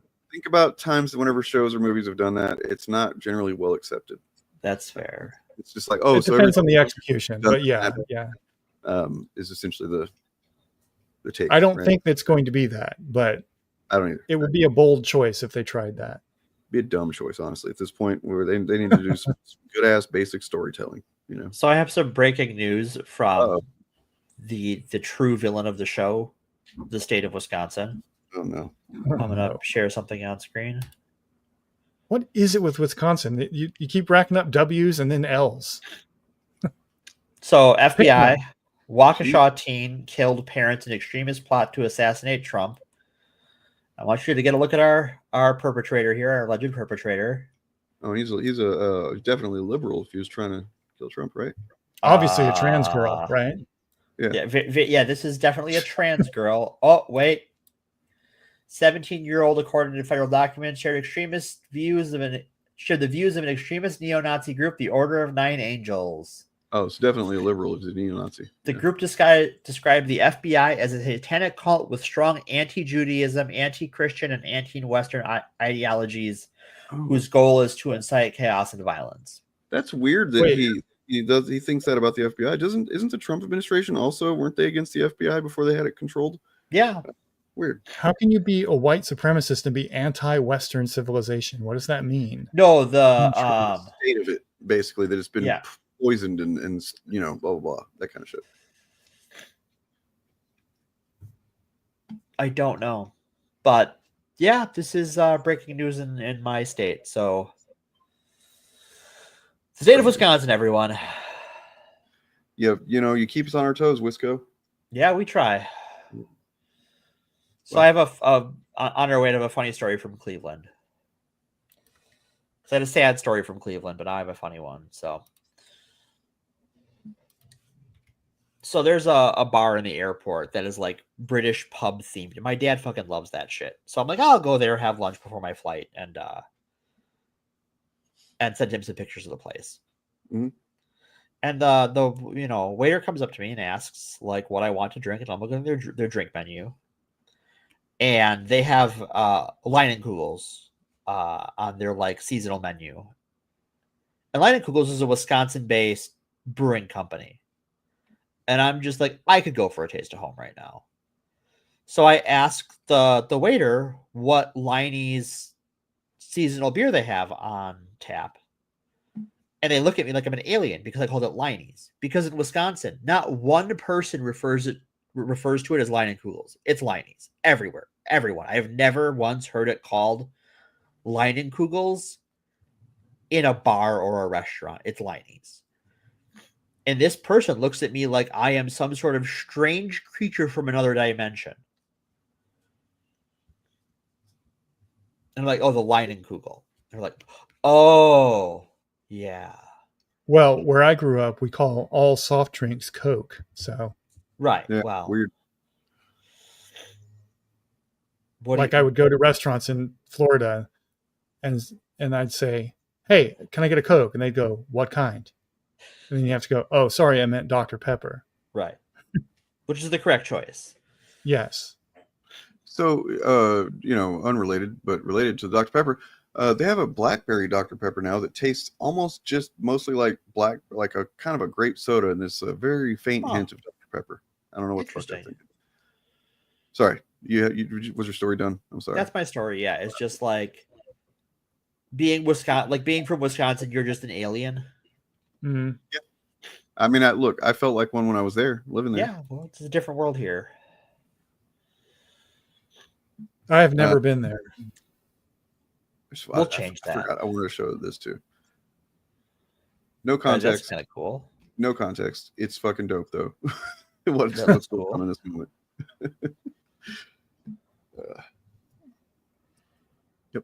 Yep. See, I've heard people say that about Texas. I grew up in Texas. I don't think I ever just called it all Coke. I think if I didn't, maybe other people did, but I think at some point I must have decided like that's too confusing and I want to be more efficient in that. Texas is a big place. In my experience, it's a large place. I haven't heard that before. In my experience, because I have kinfolk in Texas. In my experience, Texas, kinfolk. East Texas, like Galveston along the Gulf Coast and places like that, is very much culturally part of the South, whereas the rest of the state is part of the West. True. That's where I'm from, is the east side, Texas. Really? South. So it's weird that you didn't call all soda Coke. If I didn't, Maybe I might have deep a point, and then because I'm autistic and decided that doesn't make any sense and stopped doing it. That's what I'm thinking was probably most likely. I just don't remember making that choice. Anyways, am I reading Storm? I need to, but I am not presently. See they're oh nice. That's a fucking shirt. I love it. No, I'm waiting for a few issues of that to build up on Marvel Unlimited so I can catch up on it. I did just read the first arc of Phoenix. I'd only read the first issue of that so far, and then I was like, I'll trade weight on that one. Yeah, it's pretty good. I was honestly kind of skeptical that they could make much interesting happen with, God tier Jean Grey. Right. But they're doing it. They're doing it. Stephanie Phillips, I believe. I've heard that's pretty good. That's on my list of like same deal of just like waiting for Unlimited to dump. I do need to read Storm, to be honest, because I hadn't read it since issue 2. I was trade waiting on that, but then I did read it whenever X-Manhunt went through there, and I was like, "What the fuck is happening? How is she like this? Something's crazy happening. Something crazy has happened." Yeah. Okay, I need to challenge RXNV here because I grew up in the Panhandle of Florida. Maybe it's a generational thing, but my generation, back in my day, in your day, everybody referred to all soda as Coke, and it wasn't like listed like that on menus or anything. But there were many times where I would say I would like a Coke when I genuinely wanted a Coke, and I would be asked, "What kind you want?" And I would say regular Coke, and then they would go, "What do you mean? Do you mean Dr. Pepper, root beer, whatever?" So I don't know. I don't know, but I grew up in the Panhandle of Florida in what would later be Matt Gates's district. I'm so sorry. And I grew up, like, I lived in a trailer park in a swamp with people who lived in abandoned school buses. Now, I was not living in an abandoned school bus, but there were people in the trailer park I lived in who lived in abandoned school buses, and we all called soda Coke. So I don't know. So, Panhandle of Texas, that explains it. Okay. All right. So the thing is that we honestly are in what I believe is the actual golden age so far of comics. Like, I mean, is in terms of the quality and quantity, both of, just how you can find a comic book on virtually anything you're interested in, and it's probably going to be at least pretty good. Yeah. There's so many amazing comics and creators and publishers and stuff that just it's insane for anybody to act like that comics are dead. Whatever. No, they don't make as much money as they did in the early 90s, but that's good because that much money ended up crashing their economy, the market rather. There's a comic book for you.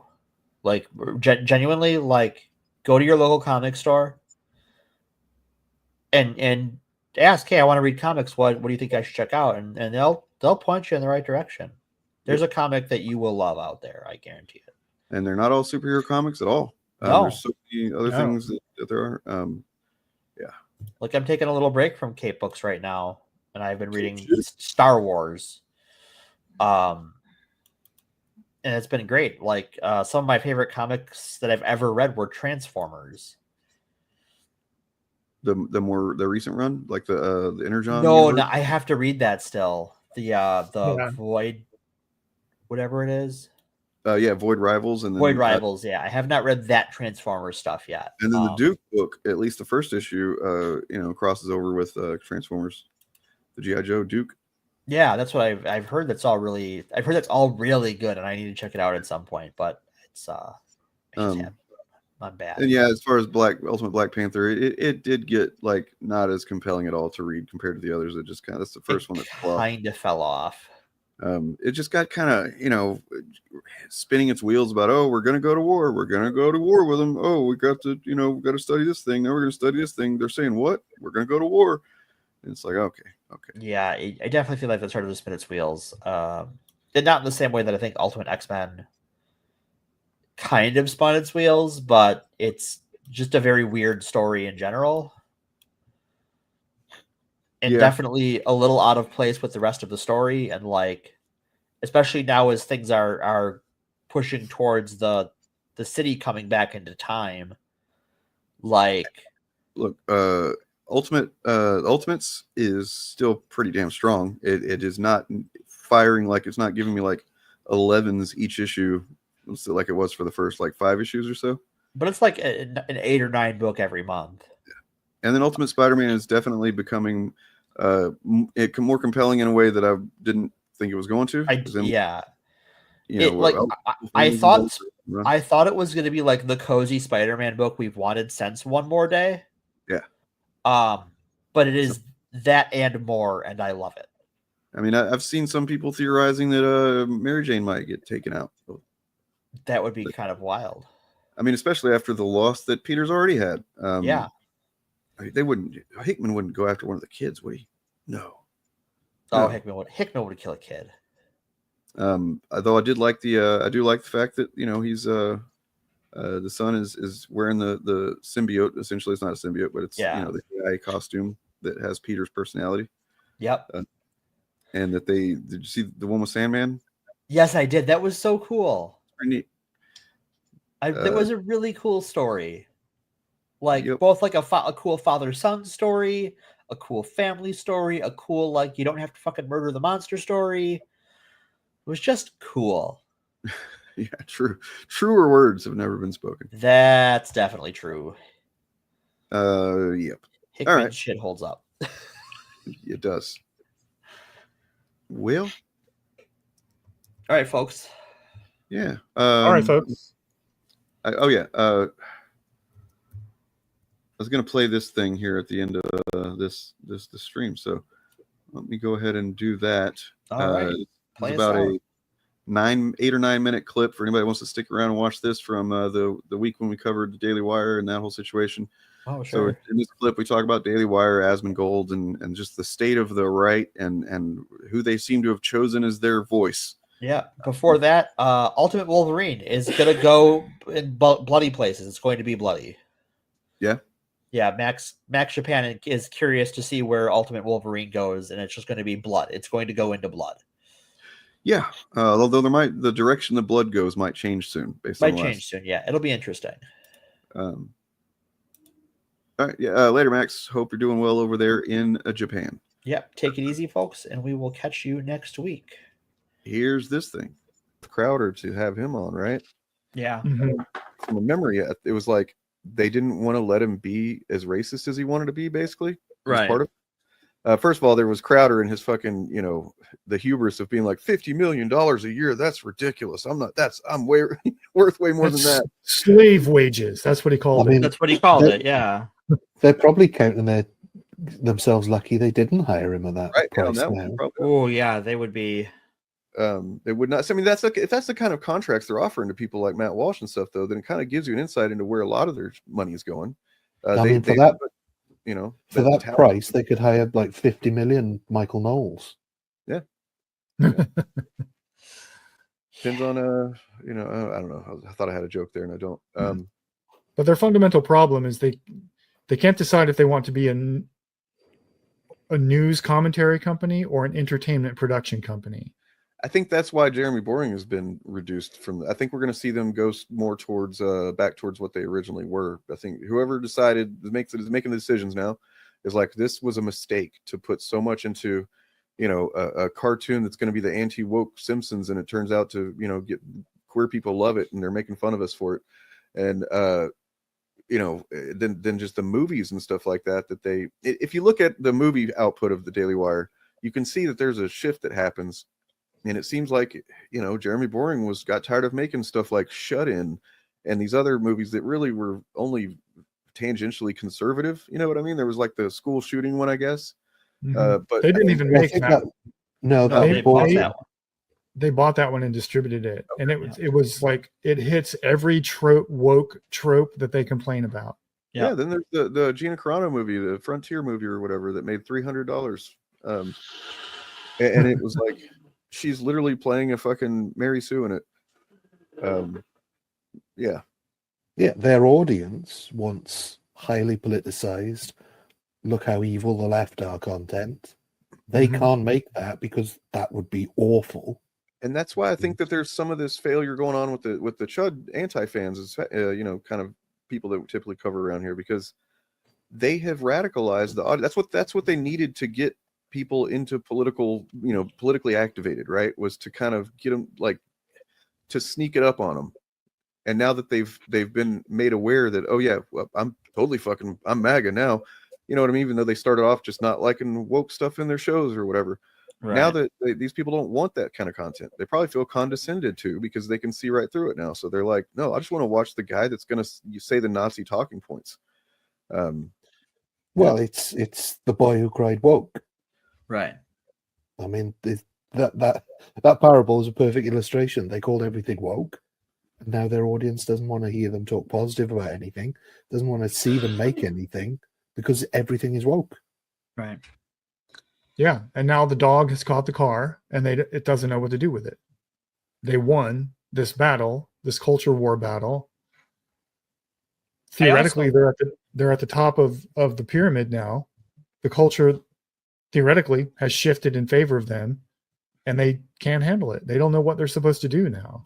Well, the issue is they see themselves as the top of the pyramid, the influencers, the people who spread the word, but they are boots on the ground. They're not in charge of anything. They're paid spokespeople. They're grunts. And like almost any military in history, what happens when you win the war to your soldiers? Who fucking cares? Historically, the war's over. Oh, what happens to the troops on the ground? That's their problem. We got ours. So now their financiers don't care because they don't need them anymore. Yep. And who knows how they're going to try and reach people like Asmongold if they haven't already. Like there has to be some kind of billionaire plot to get these guys under their thumb. You know what I mean? Like, I mean, that's just Joe Rogan, right? Like and we know that Joe Rogan has been influenced by these people because it came out that him and his producers effectively scuttled an interview with Kamala Harris during the election. Yep. But I mean, he's been seeing some decreased views as well. You're right. And so, I mean, we really are essentially in what you might refer to as, I don't know, there's got to be a word for it. Like, the Crawling Chaos writes, Asmongold does not give a shit. Problem is that his viewers haven't realized that. I disagree somewhat. His viewers, a lot of his viewers, because I know some people who watch him because they're big into WoW, and he was a WoW streamer. And they watch him because he doesn't give a shit. They don't watch him because they like what he has to say. They watch him because they like watching him get mad and be a gross moron. He's as much an influencer as he is a very sad, disgusting clown. They like him because he is them. Yeah. Because there's, a lot of these people are sad, fucking disgusting morons. They don't want to fucking change. They don't want to, work on themselves to become less antisocial. So they go there. Oh, there's this guy.